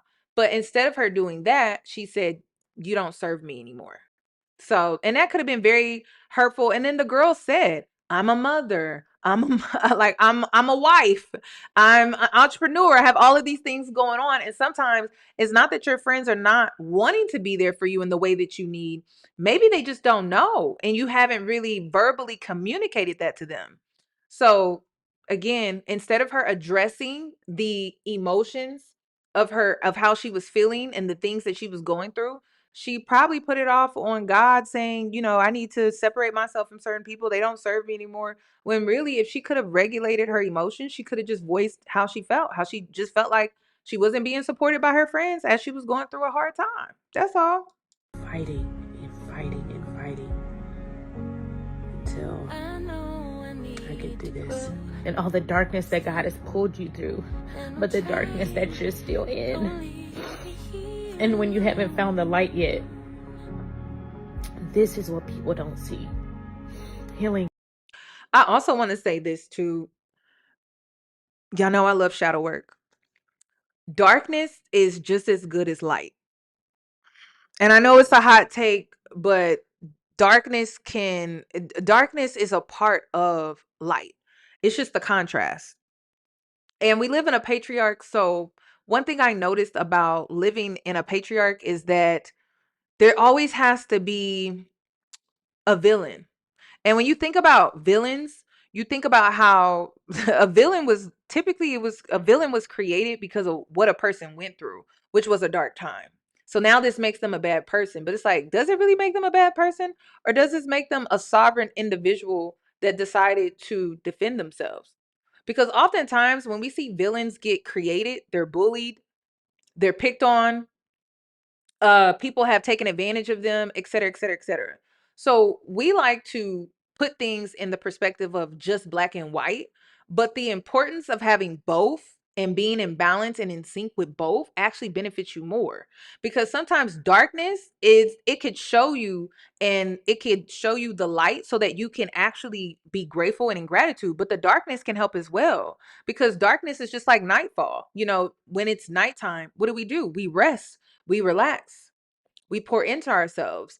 And when it comes to darkness within your spiritual journey, a lot of times you tend to self-isolate, right? And the whole purpose of that darkness is for you to get closer to God. It's for you to get closer to yourself. It's for you to do all the work that you need to do with yourself and not be around other people.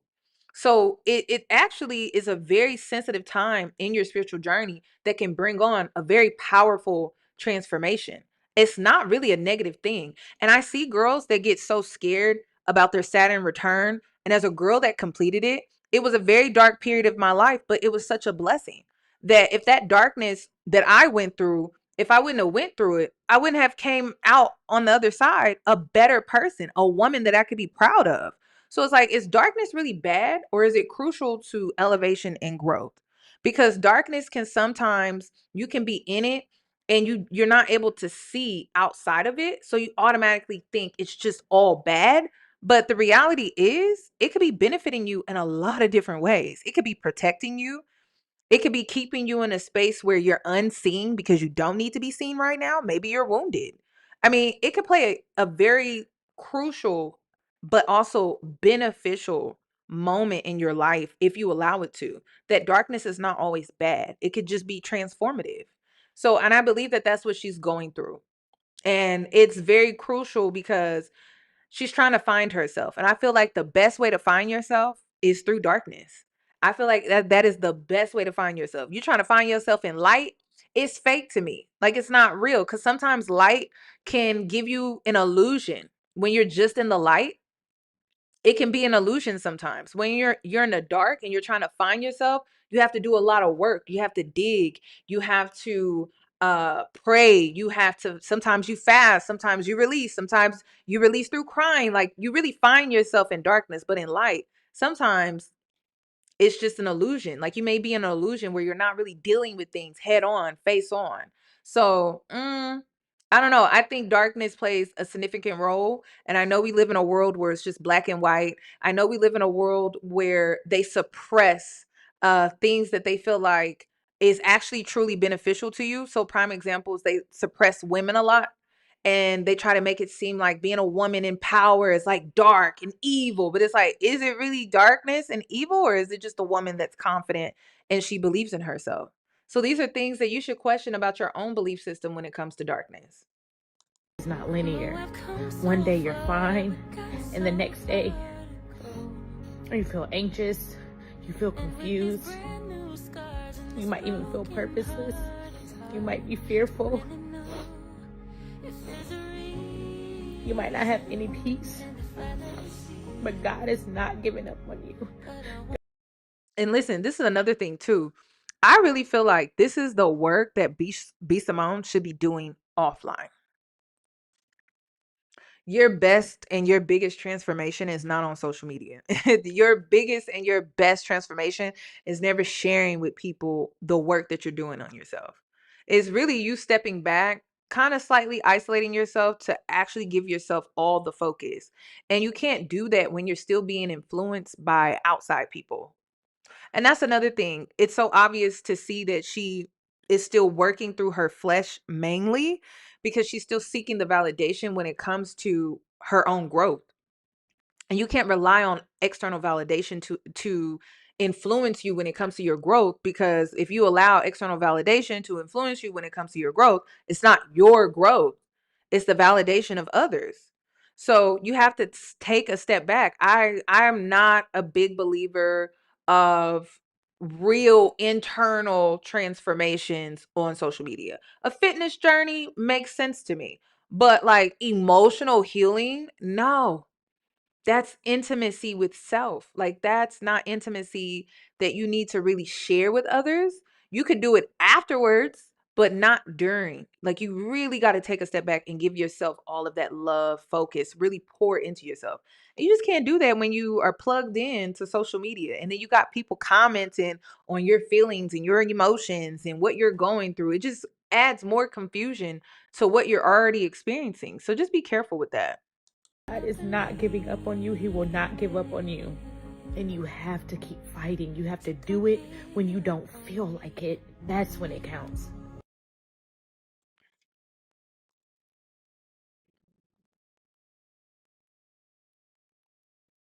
And it's crazy. I also believe, and I know this is gonna sound crazy, I believe that spiritually Megan, Ashley, and B Simone were separated because it was time for Megan to elevate and it was time for B Simone to do the real work on herself.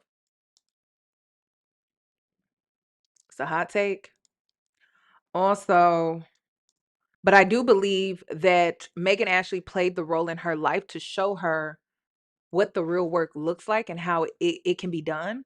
And I think if B Simone was to really self-reflect on her relationship with Megan Ashley, she has the blueprint to do it, because Megan Ashley showed her like how to do it in a real way. So y'all remember when B Simone was accused of scamming with her manifestation journals? Let me show you.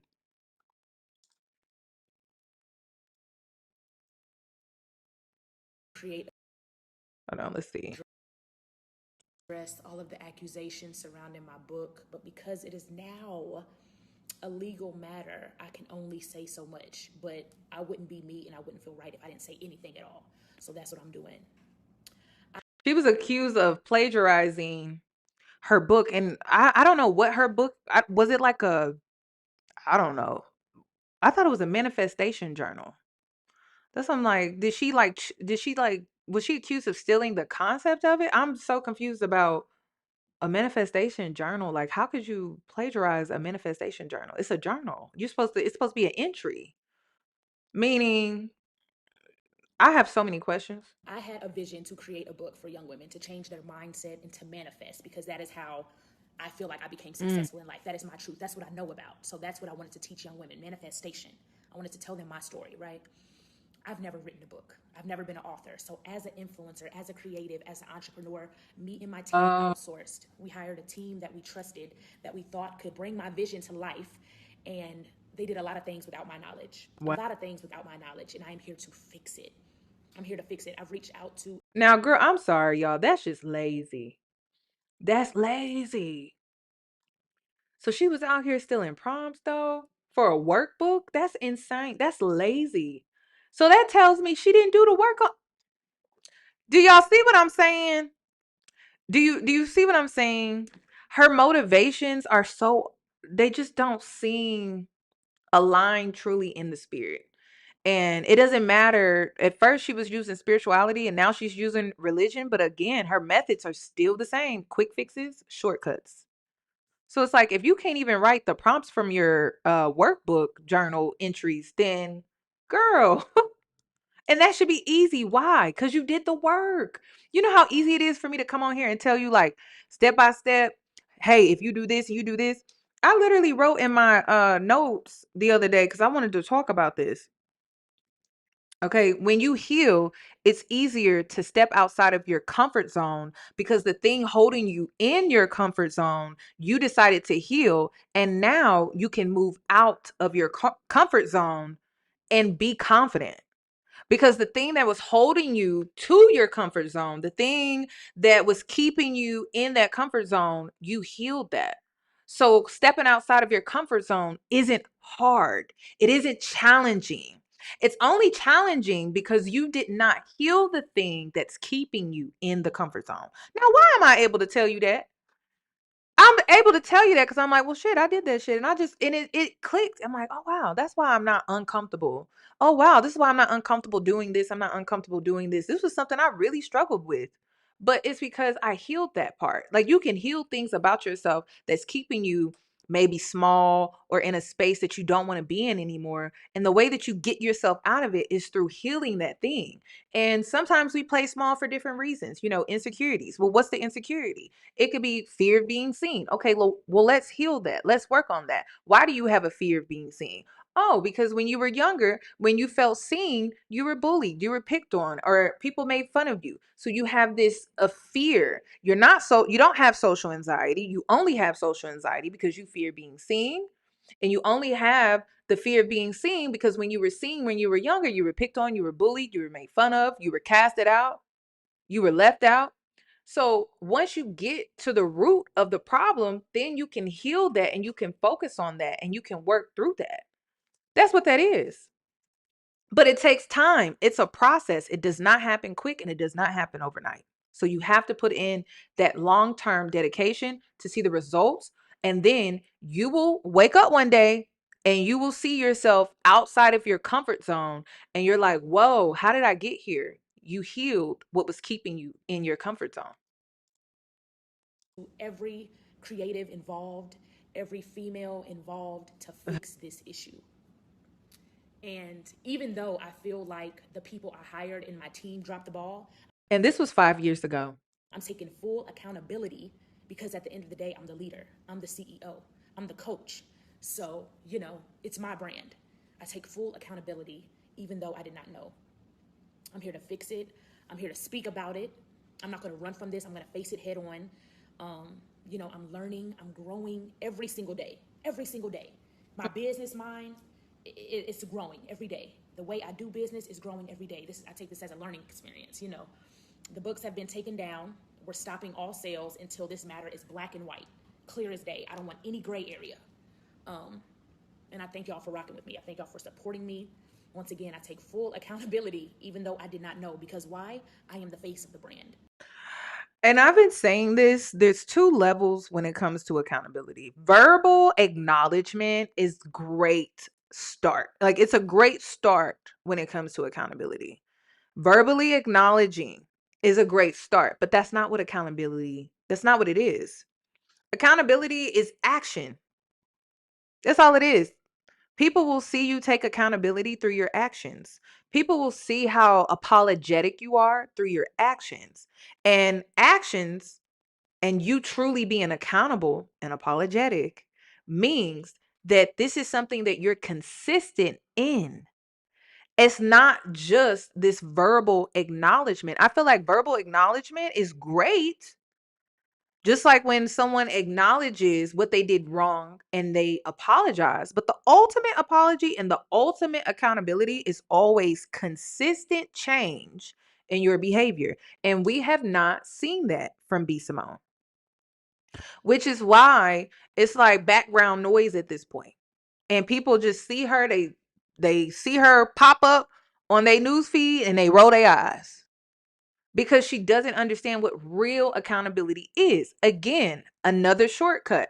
And I see a lot of people do this. I see a lot of people today on social media where they take a verbal approach to accountability and then they right back doing what they was doing before. So please, can we stop falling for that? Because real accountability is always going to be through your behavior. That is just what it is. And there's no way around that. And it has to be consistent. Otherwise, it's just manipulation. It's just manipulative.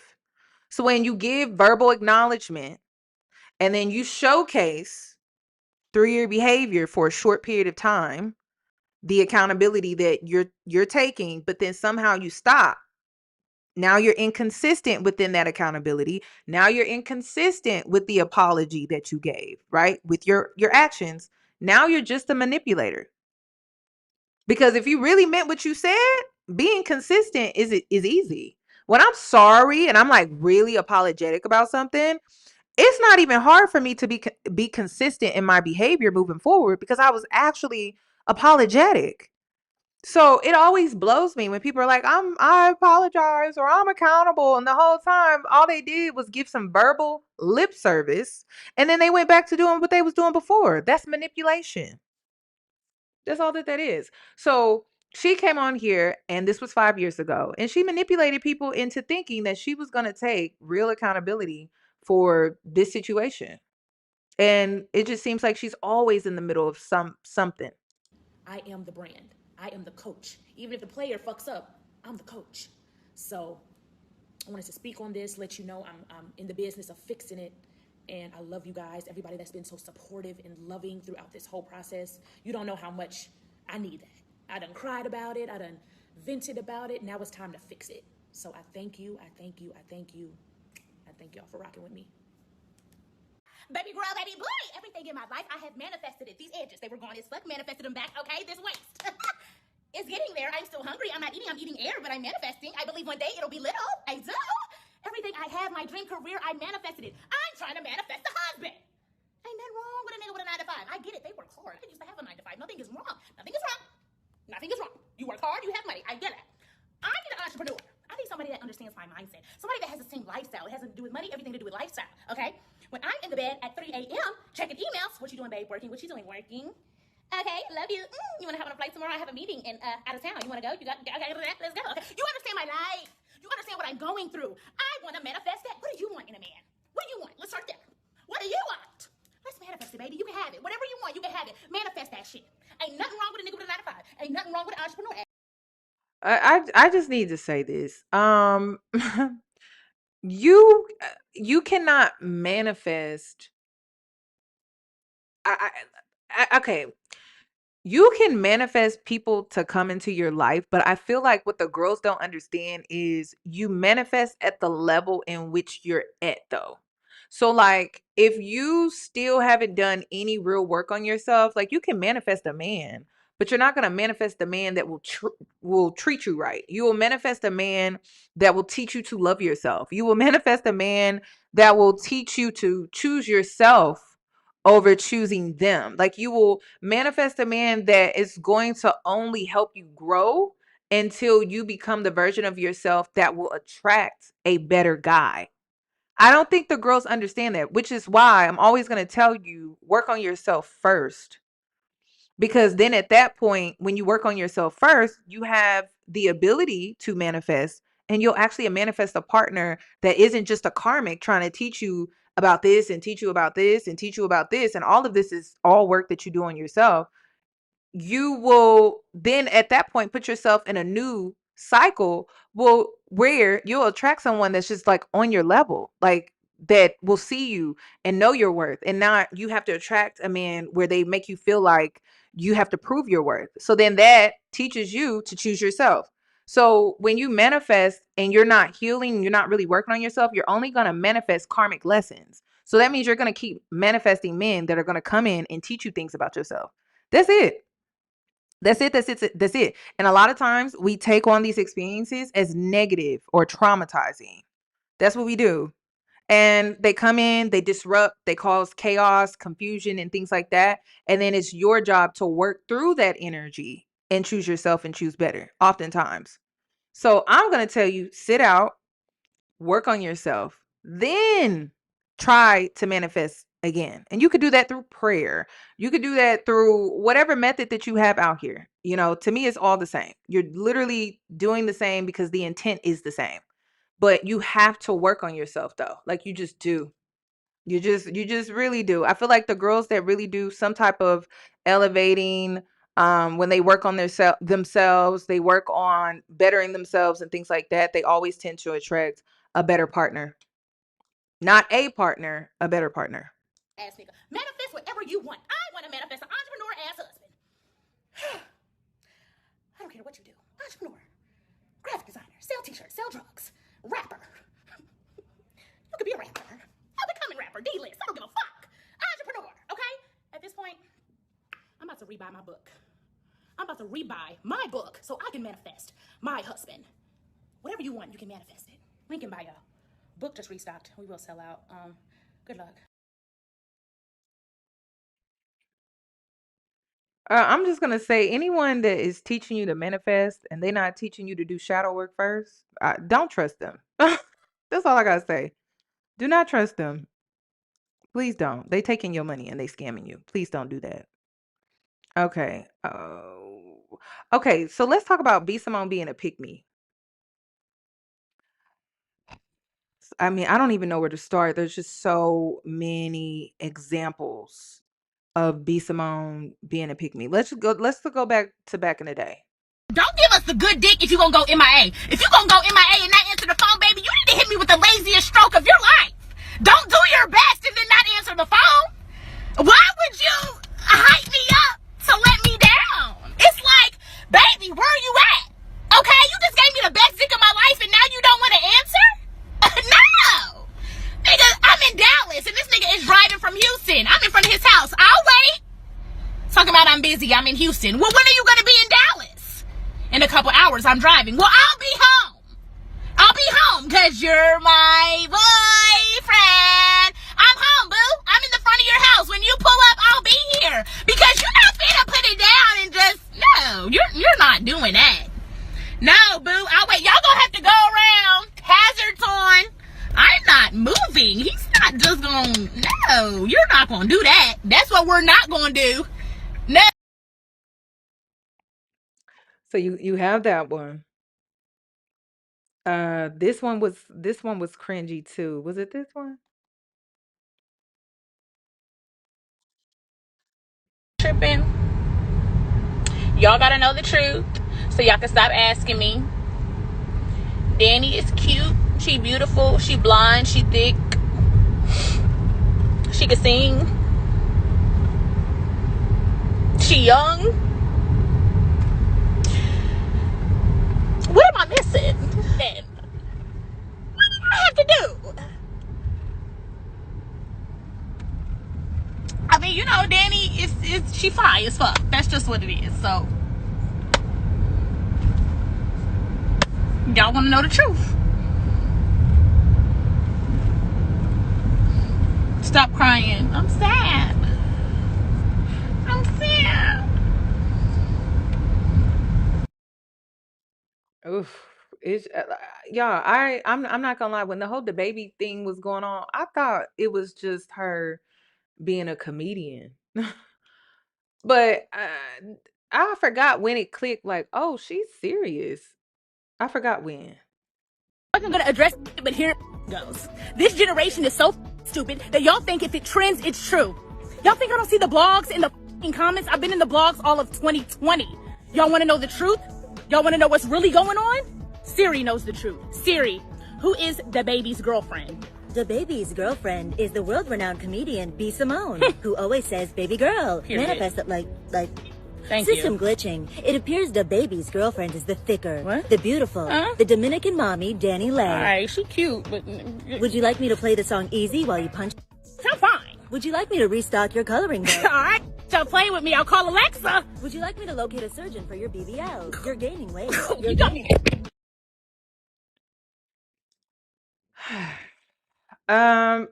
And then I went down the rabbit hole of her sister dating, or is she married? Is she married to a man that's still in jail?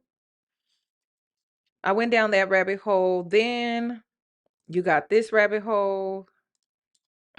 We're manifesting love. But here's the little challenge. We got all these things we want in a man. A list of things. He got to be tall. He got to be dark. He got to be handsome. He got to have pretty teeth. He got to be a family man. He got to be financially stable. He got to be rich. He got to be successful. He got to be all these things. And we ain't even half the things on that list. He got to be a family man. You talk to your mama in 6 months, but you want him to be a family man. He got to be financially. And now that I know that B. Simone has mommy issues, she hasn't talked to her mother in 6 months. Okay, I'm going to teach you how to read people, okay? Let's do this again. Things. He got to be tall. He got to be dark. He got to be handsome. He got to have pretty teeth. He got to be a family man. He got to be financially stable. He got to be rich. He got to be successful. He got to be all these things. And we ain't even half the things on that list. She's not half the things on that list. That's what she wants. That's what she's trying to manifest. But she's not half the things on the list.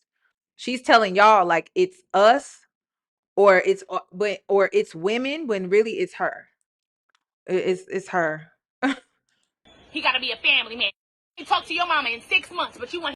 And everyone knows, well, now that B. Simone has a very strained relationship with her mother. To be a family man.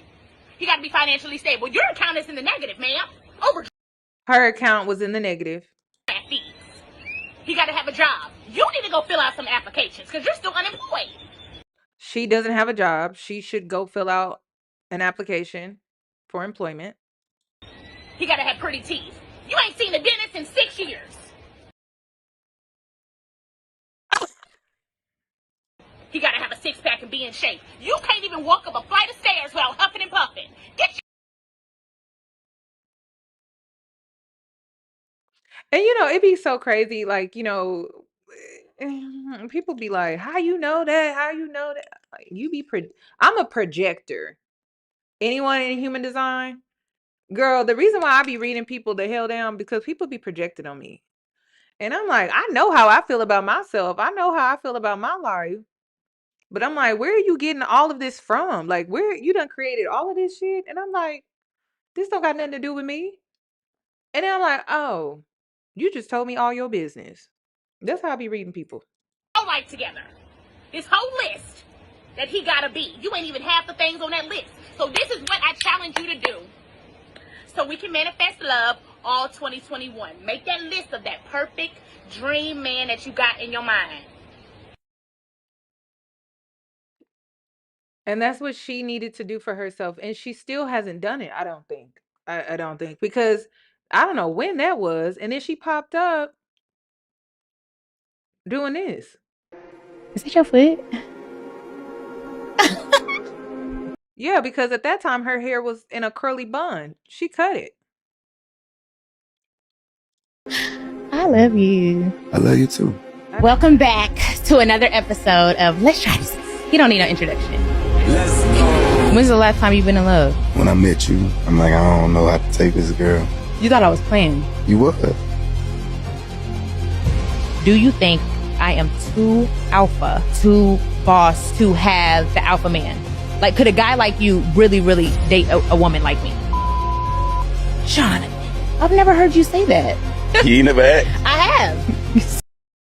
Listen, to my level up girlies, my light keepers, I'm talking to you right now, and I'm talking to you only. You can't be friends with women like B. Simone. You cannot. I'm sorry. You cannot be friends with women like B. Simone. This is not me being divisive at all. This is me being real as hell. And it's unfortunate. It's unfortunate because you may have fun with this person. You may enjoy their company. You may like their personality. There may be a banter between the two of you. It's really a good time, right? However, it's not even the fact that she's a pick me that is the reason I'm saying this. It's the energy that she's in where she just repeats things in her life. If you're trying to elevate and you're trying to grow and she's running in place, that makes you're going to have to run in place to remain friends with her. You're going to have to run in place to remain friends with her. So you have to be able to spot women like B. Simone in friendships, because in order for you to stay aligned with her would require you to hold yourself back from your own personal growth and development. It's a hard pill to swallow, but it's just one of those situations where you have to realize that this friend is running in place. And here I am trying to elevate. I'm trying to move forward with my life. I want to have new experiences. I want to do new things. I want to make new friends. I want to make new connections. I want to be in new environments. And this friend is just running in place to the point where it's hard trying to elevate with them because they're not elevating. It would be easier if they were elevating, and then you would be able to remain friends with them, and it wouldn't be this push and pull, this tug of war. And that's what you're doing when you remain connected to someone that's just running in place. And that's what B. Simone is doing. She's just running in place. It's the reason why when you saw Megan Ashley separate from B. Simone, what happened? Do do do. Hold on. Do do do do. She just elevated. Do do do do do do do do do do do do do. B. Simone is very performative. It doesn't matter if she's performing spirituality. It doesn't matter if she's performing Christianity. She's a performer. This is what she is. And you gotta be able to spot the girls that perform growth for validation. You gotta be able to spot the girls. And listen, the performance, it's not just a spirituality thing, it's not just a religious thing, it's just a person thing. You have to be able to see when a person is always putting on a performance for social media, putting on a performance for people that they're growing in life. But you know the truth and you know the reality of their situation. And we can all see, as I gathered all the receipts that she's put out here, that B. Simone is seriously, she's just running in place. And it's been 5 years, right? Since she did this whole manifestation journal, and she was called out for that, right? It's been 5 years. Could you imagine being in a friendship with someone and they have not grown, like they're in the bed with the baby, and this was like 5 years ago? All of this stuff started 5 years ago. How are you supposed to grow with someone like that when they're stuck in a time capsule of being 5 years energetically still in the same cycle that they were in 5 years ago? Maybe y'all shared that cycle together. And that's the thing. Sometimes in life, you share a cycle with a friend and then you outgrow that cycle, but the friend has not outgrown that cycle. And B. Simone has been in this cycle for like 5 years plus. So she hasn't grown. So you got to be careful about that.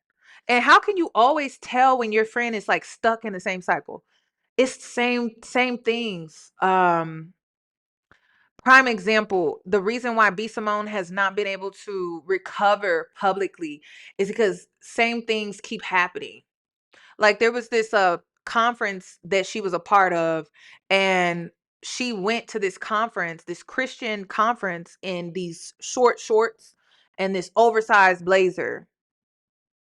And people had a lot to say about that. So it's like she's never really changing in a real way that could actually create that separation from who she used to be to who she is today. So people are going to still associate her with the past version of herself from 5 years ago. 6 years ago, 7 years ago. She has to really embody change. She has to carry herself differently. It's not even just putting on this performance to do it. Like it's a spiritual thing too. So people can just see that. And another reason too, you're just not going to be into the same things. A person that's really growing, you're not going to be into the same things. You're not going to be into the same people. You're not going to be into the same environments. You're not going to be into the same TV shows. You're not going to be into the same music. You're not going to be into the same hobbies. You're going to change. So that's another sign. Like if your friend is still wanting to do the same thing day in and day out and you're just like, that doesn't make me happy. That doesn't make me fulfilled. I don't want to be in those environments. Then that tells you that she is still in that cycle and you have outgrown it. So the only thing that she can do is hold you back and hold you in that cycle and keep you from elevating within your own life. That's all that is. So be careful about that. I'm scared of marriage. No, I'm not. You is. No, I'm not. Why do you think that? I mean, last question and then we gone. This is just fun and you don't want a relationship and I don't want that either. We're on the same page with that. So don't get weird. But only on the LTTA app. I just, does anybody know what that was about? Because I'm not getting on that damn app. Anybody know what that was about? Did anybody go and watch it on her app? I need to know. Because what was that about? And it's just a bad look. Like you chased this man down. And the only reason why he did this podcast interview episode with you was because he had rubbed so many people in the wrong way. Around this time, he got the backlash from the LGBTQ plus community. I forgot what it was about. But I mean, his track record is just awful. He has rubbed so many people the wrong way. The way he treated Danny Lay, and we didn't even like Danny Lay, but the way he treated her was so bad. I mean, you kind of felt sorry for it because, like, damn. Then his other baby mama, he treated her horribly. Mimi, I think that was her name. So, B. Simone, the only reason why he sat down and did this was because he's now desperate. He's just as desperate as you are.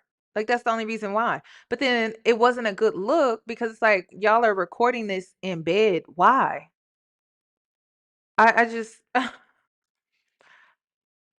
I don't understand. I don't understand. I don't understand. And then she was saying towards the end of this interview that we're just cool. We're just gonna keep it casual, yada yada yada. And then she's been all over social media talking about how she's looking for a man, she's looking for a boyfriend, she wants to find a husband, she's trying to manifest the man of her dreams. Well, you've made it known all over social media that the baby is the man of your dreams. And then he got you up on a podcast in bed talking about, and you talking about, oh, I know you don't want anything serious right now, or what? It looks bad. This is gonna be controversial. This is gonna be real controversial, but I don't care. I gotta get this off my chest, and I gotta let y'all know I cannot go into 2025 with people who are still looking forward to their daily horoscope. I can't do it. This war we fighting, I need some intercessors. Y'all over here carrying around sage? Y'all still got rose quartz. I get it. I used to have the rose quartz in my bra. Like, I'm gonna find me a nigga today. Yeah, this rose quartz, this rock gonna bring me my husband. I get it. I do want to say this. Rose quartz, sage, these are all things that God created. Earlier in this live, I said darkness, right? Everyone has this perception that darkness is bad, it's evil. But God created darkness as well. God created Lucifer. I think people don't understand that your intentions make you either a good person or a bad person. It's not these external things. And I don't think people understand that. Cuz God created everything in this world. So for it to be evil or bad, which I don't believe God put that intent behind the things that he created in this world, I think people did. And so now you just have people running with these perceptions of things. And I'm just like, well, God created all of this stuff, all of it. There's nothing on this planet Earth right now that God did not create. So if you look at it as evil or bad, you need to look at yourself. Like, you really do. How did you utilize it? Were you utilizing it with the intent to manipulate? Because that's what B. Simone did. She was using the sage and she was using the rose quartz and all of that. She was using it to manipulate. She wanted a particular outcome. So she was using manipulation, not transparency, not vulnerability, not authenticity. She was using manipulation. She was trying to spiritually bypass her way into getting a particular outcome. So now she demonizes the very thing that she practiced and that she believed in. But the whole time, it was the intentions behind what she was doing. It wasn't the act. It's crazy. Okay, but let's continue. Have been there. But what I'm saying is I'm not there anymore. And nothing against the people who believe in that. Just as for me and what I need in my life, I don't need a tool. I need the blood. So if you ain't covered in the blood, hey, you can't go to next year with me talking about did you read your daily microscope? I don't give a damn about what the horoscope say about Aries. What does Matthew 2 and 2 say? Can you pray? All them rocks, all them rocks and herbs. Do you know the Bible? Yeah. I'm leaving that in 2024. I'm leaving that in the past. If you cannot intercede on my behalf with the blood of Jesus and you do not carry the Holy Spirit, you don't carry the Holy Spirit, but you carry it around herbs. If you don't get that dust out of my face and get in that prayer corner and pray for me, I need a friend. I need an intercessor. Jesus. All them rocks. No, listen, we go in on all the other zodiac signs, so it is what it is. This is an Aries in a wounded shadow side of her personality. That's all it is. It is what it is. Projecting heavily. It makes me wonder what her human design is too, because when a projector isn't healed or healing, they tend to project a lot on other people too. So she's projecting her feelings on everyone. And again, it's based off of her experience, which was to spiritually bypass to get a man. So that's just what she decided to do. That's how she decided to use the sage. That's how she decided to use the rose quartz. That's what she decided to do within her spiritual journey. So, and it did not work out. And do you think that if B. Simone would have gotten what she wanted, she would be out here even talking to us about rose quartz and sage? No. But again, it comes down to doing the inner work on yourself. And if she doesn't get a man, with her being under the Christianity religion, we still gonna hear from her. Like we still are. I've seen so many different podcast episodes from B. Simone. I think one of it was, I think his name was Jason, and I haven't watched it yet. I would love to watch it still if you would want me to. But it was I think she said, "Where's my husband?" or something like that. And it's just, it's just one of those situations that it's unfortunate. It's unfortunate, but I'm gonna tell you the truth. Love is luck. That is just what it is. It's luck. That's what it is. It's luck, y'all. Love is luck. People try to manipulate their way into getting it. People try to shape shift their way into getting it. People try to perform their way into getting it. But love is really just luck. It's meeting the right. It's meeting the right person at the right place at the right time, and it's the right moment. It takes luck. Like, it takes luck. That is what that is. And I understand that people want to lean on a higher power to make understanding of fate and alignment, and that's fine, and I welcome that.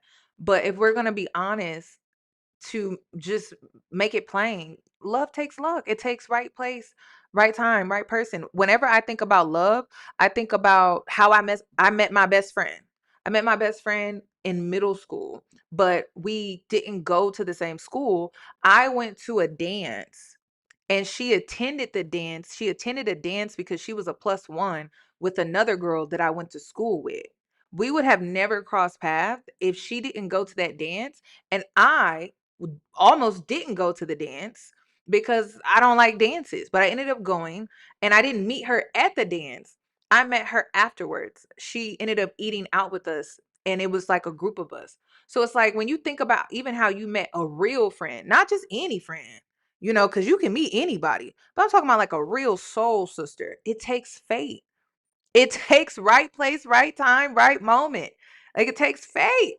And so we ended up meeting, um, and it was Applebee's, y'all. It was Applebee's. It was a middle school dance, 8th grade.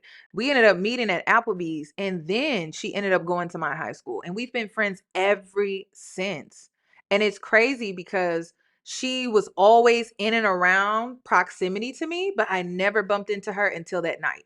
So it's like when you think about how you meet people, it takes like luck, fate, alignment. Like it takes the right place, right time. It takes divine timing. It takes God's timing. Like it's like all of these other things that are at play. And it's like I see women try to bypass their way through that. And it's like you can't.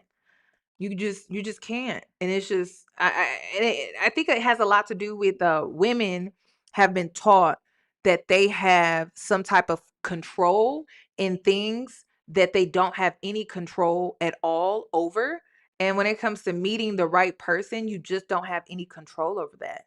And instead of women just accepting it for what it is, they try to find shortcuts, quick fixes, or they try to bypass certain things or certain experiences in order to get there quicker or in order to get it when they want it on their time. And it's like, it doesn't work like that. And I'm gonna always tell you the truth. I'm just saying, in your life, you're a successful Black man that beat all the odds. You came from Section 8. You came from pulling mattresses out of the hallway. You came from special classes, not being able to read. Damn. I'm so sorry. Run me down there, huh? Take me through there.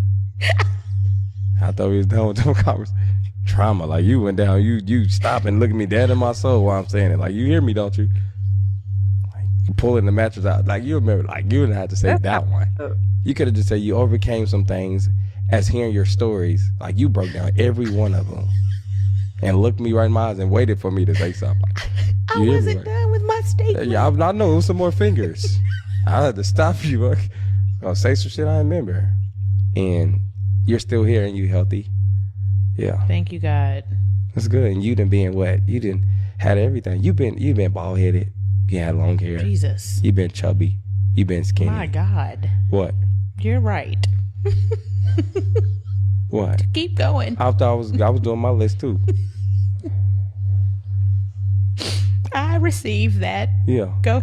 And again, someone that has faced themselves, they have more grace for other people. And I don't know, I just wouldn't have approached his upbringing or his past in the way that she did, simply because it may be triggering for the person. Why? Because it would be triggering for me. Are they in a good place to speak about things from their past that wasn't the best? There may be traumatic experiences that are attached to that. But that's what I'm saying. It's like someone that has really worked on themselves and faced themselves in that way, you grow more compassionate for other people. You just naturally do. Because you realize that you went through certain things and you realize that life is not so simple, that it has a lot of complexities to certain experiences that you go through. So it's like you're not going to be just jumping right in when it comes to talking about somebody's trauma. You're just not, because you did the work on yourself and you know how hard that shit was for you. And you don't even know if they're at that place in their life when it comes to their past and their trauma and their traumatic experiences, that they're at that place where they could even talk about it out loud. So she just jumps right in. So you got to be careful. You just got to be careful. I see this a lot with religious women, because again, there's a promise that is told to them, and when that promise is not made, they get very upset and they become very hopeless. And again, love is luck. Like that is what it is, fate. and it may not happen when you expect it to. And that's what a lot of women don't want to accept. They think that there's some type of spiritual bypassing that they can perform to get around it being fate. And fate is fate. Things happen when they happen. They happen when they're supposed to happen. And that's just something that you have to accept. But a lot of women don't want to do that. They think that, what have I seen from, and I've seen this on both sides. It doesn't matter if it's spirituality or religion, but I've seen women try to commit the spiritual bypassing by becoming more modest, changing their identity, self-abandoning themselves. I see a lot of self-abandoning from women. A lot of women feel the need to self-abandon to get a husband. I see that a lot. I see it a lot, especially in religion. I see women perform self-abandonment to get a husband. I don't get that. You should, and then this is what I'm gonna ask women today. Do you really think God is that cruel? Like, you believe in God, right? So why would God require you to abandon your true self, your true identity in the way that God made you to be who you are? Why would God be cruel in that way and make you abandon yourself just to be loved? You really think that God is that cruel? I don't think God is that cruel. I don't. Them situationships, friends with benefits. Do you really think God would, or twin flames? Because, like I said, I've seen it in spirituality too. You really think God would bring a man into your life and keep you in this runner chaser dynamic for years? But that's the man God has for you. Do you really think God would be that cruel to you to have this man come in and out, in and out, in and out, in and out, and you are in this runner chaser back and forth? I really think that when women find themselves in those type of situations, the lesson is to choose you and to love yourself more. I don't think it has anything to do with anything else other than that. But what I'm trying to say is, you've been beautiful through every stage. Oh my God. And that's the most important thing. Still single. I ain't got no man. And I wish I could hit you. Yeah. You done done every version of yourself. Every so version. You are the problem. He said, he said, you have done every version of yourself. But every version of herself that she has done was never authenticity. It was never authentic. And then this is another thing too. The reason why I'm always encouraging women to work on yourself. If you know you want a man, and you believe God is going to send you a man, right? God is going to send you a man based off of authenticity, not fake, not performance. And then if you fake your way to attracting some guy, then you're most likely going to attract a guy that's faking it. It's very dangerous. It's very dangerous. Be yourself and be authentic and true to who you are so you can attract the person that God actually has for you. Otherwise, you're just going to keep attracting lessons and lessons and lessons and more lessons and more lessons and more lessons. Because if you feel like God created a man for you, then God created the man for you based off of who you are, not based off of this fake performance that you're putting on. If that's your belief. Because these dudes are like big dudes, little girls, bald head women. Like, you done been every version. Rich, you didn't have money, lost it, got it back. Shopped at H&M, Gucci, Bloomingdale's. Yeah. You have done everything. So you are the problem. Cut his mic off. I'm glad he was honest as hell with her. And I think that she needed to really hear that.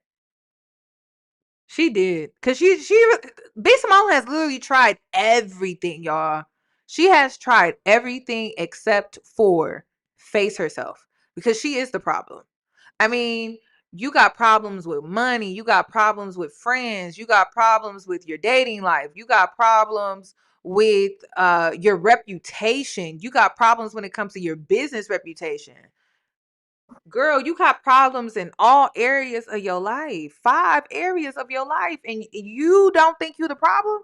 That's insane to me. She got problems when it comes to her career. She just has a lot of problems. And if you feel like you have all of these problems, you need to level up and really start to work on yourself. And it's going to start with you facing who you really are, not the performance that you put on, not the acts that you put on, but who you really are. And if you can't face that, do you really love yourself? And again, it's so crazy because B. Simone's journey, it's always been about self-love. It really has. Because a person that faces themselves loves themselves. Good, bad, dark, light, shadow, the gray area, the in between. When you really love yourself, you have no problem facing yourself. You have no problem facing your behavior, facing past choices and decisions. You have no problem taking real accountability through change and your behavior. You have no issues with these things because you love yourself. So she's going to keep having the same experiences. She's going to keep repeating this cycle in her life. It's going to impact her finances because her finances are attached to her self-worth. If her finances were not attached to her self-worth, which self-worth is ultimately attached to self-love, she's just going to keep repeating this over and over and over in her life until it clicks. It's still going to bleed into her friendships. It's still going to bleed into her love life. It's just going to keep bleeding and spilling into all different areas of her life until she sits down and she truly faces herself in a real way. That's all that this is. And it just comes down to self-love, self-worth, self-identity. If she were to work on these three things, she would see elevation in her life. She would come out of this cycle. So I'm wanting to see this for her. I may be wishing upon a star, but the grace that I have for B. Simone is the grace that I have for my past self. I knew that I could get myself out of it because I wanted to. And I got tired. That's another thing. Like I always tell girls that come to me for mentorship, I'm like, girl, if I'm being real with you, you just not tired. You're not sick of yourself yet. And sometimes it takes you being sick of yourself. And I think B. Simone is getting to that point where she's becoming sick of herself. She's becoming sick of the same old, same old. It's the same narrative. It's the same conversation. It's the same thing day in and day out. And once you become sick of yourself in that way, you'll change. But until then, you're going to be comfortable. You're going to keep doing the same thing over and over again until you get sick and tired of yourself. So that's pretty much all that I have regarding this video. I also believe that B. Simone can change, but it's just not going to be done on social media. It's not going to be done through another viral moment. It's not going to be done through her podcast. It's going to be done alone in a hermit type of space, in a slightly isolated type of space, in a I'm not looking for validation and approval when it comes to my transformation and growth and elevation. It's going to be quiet. It's going to be quiet. And when we see her pop up, there'll be a shift in her energy, her conversation, her spirit, her essence, her aura, her atmosphere. Like everything about her will be different. So I'm waiting for that. I have hope. Some of y'all may not, but I have hope that the change will come. I just feel like she's going through it, and this is part of the process. So everything that you see B. Simone going through, sometimes that's part of the process. That the darkness that she's facing right now is part of her journey. It's part of her process.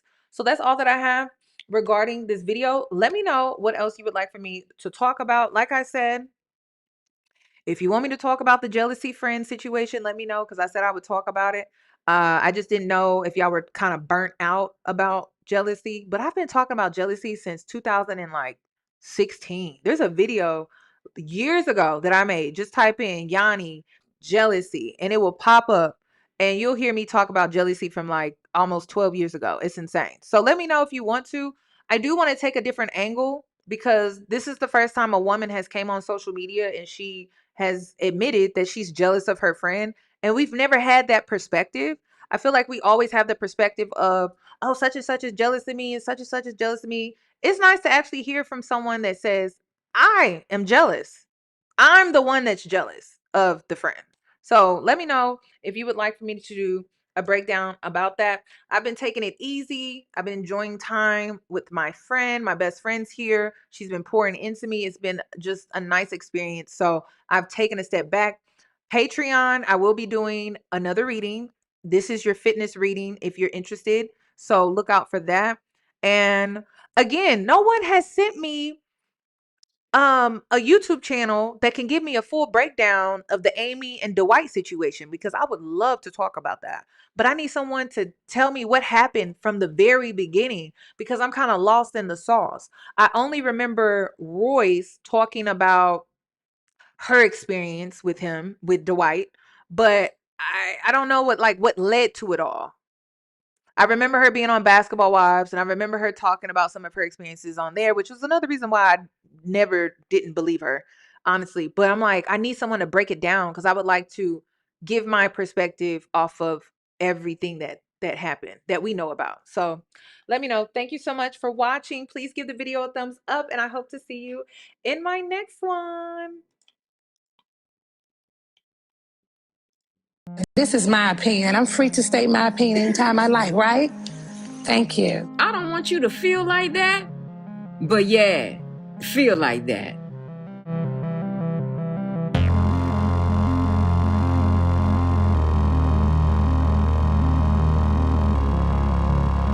This is my opinion. I'm free to state my opinion anytime I like, right? Thank you. I don't want you to feel like that, but yeah, feel like that.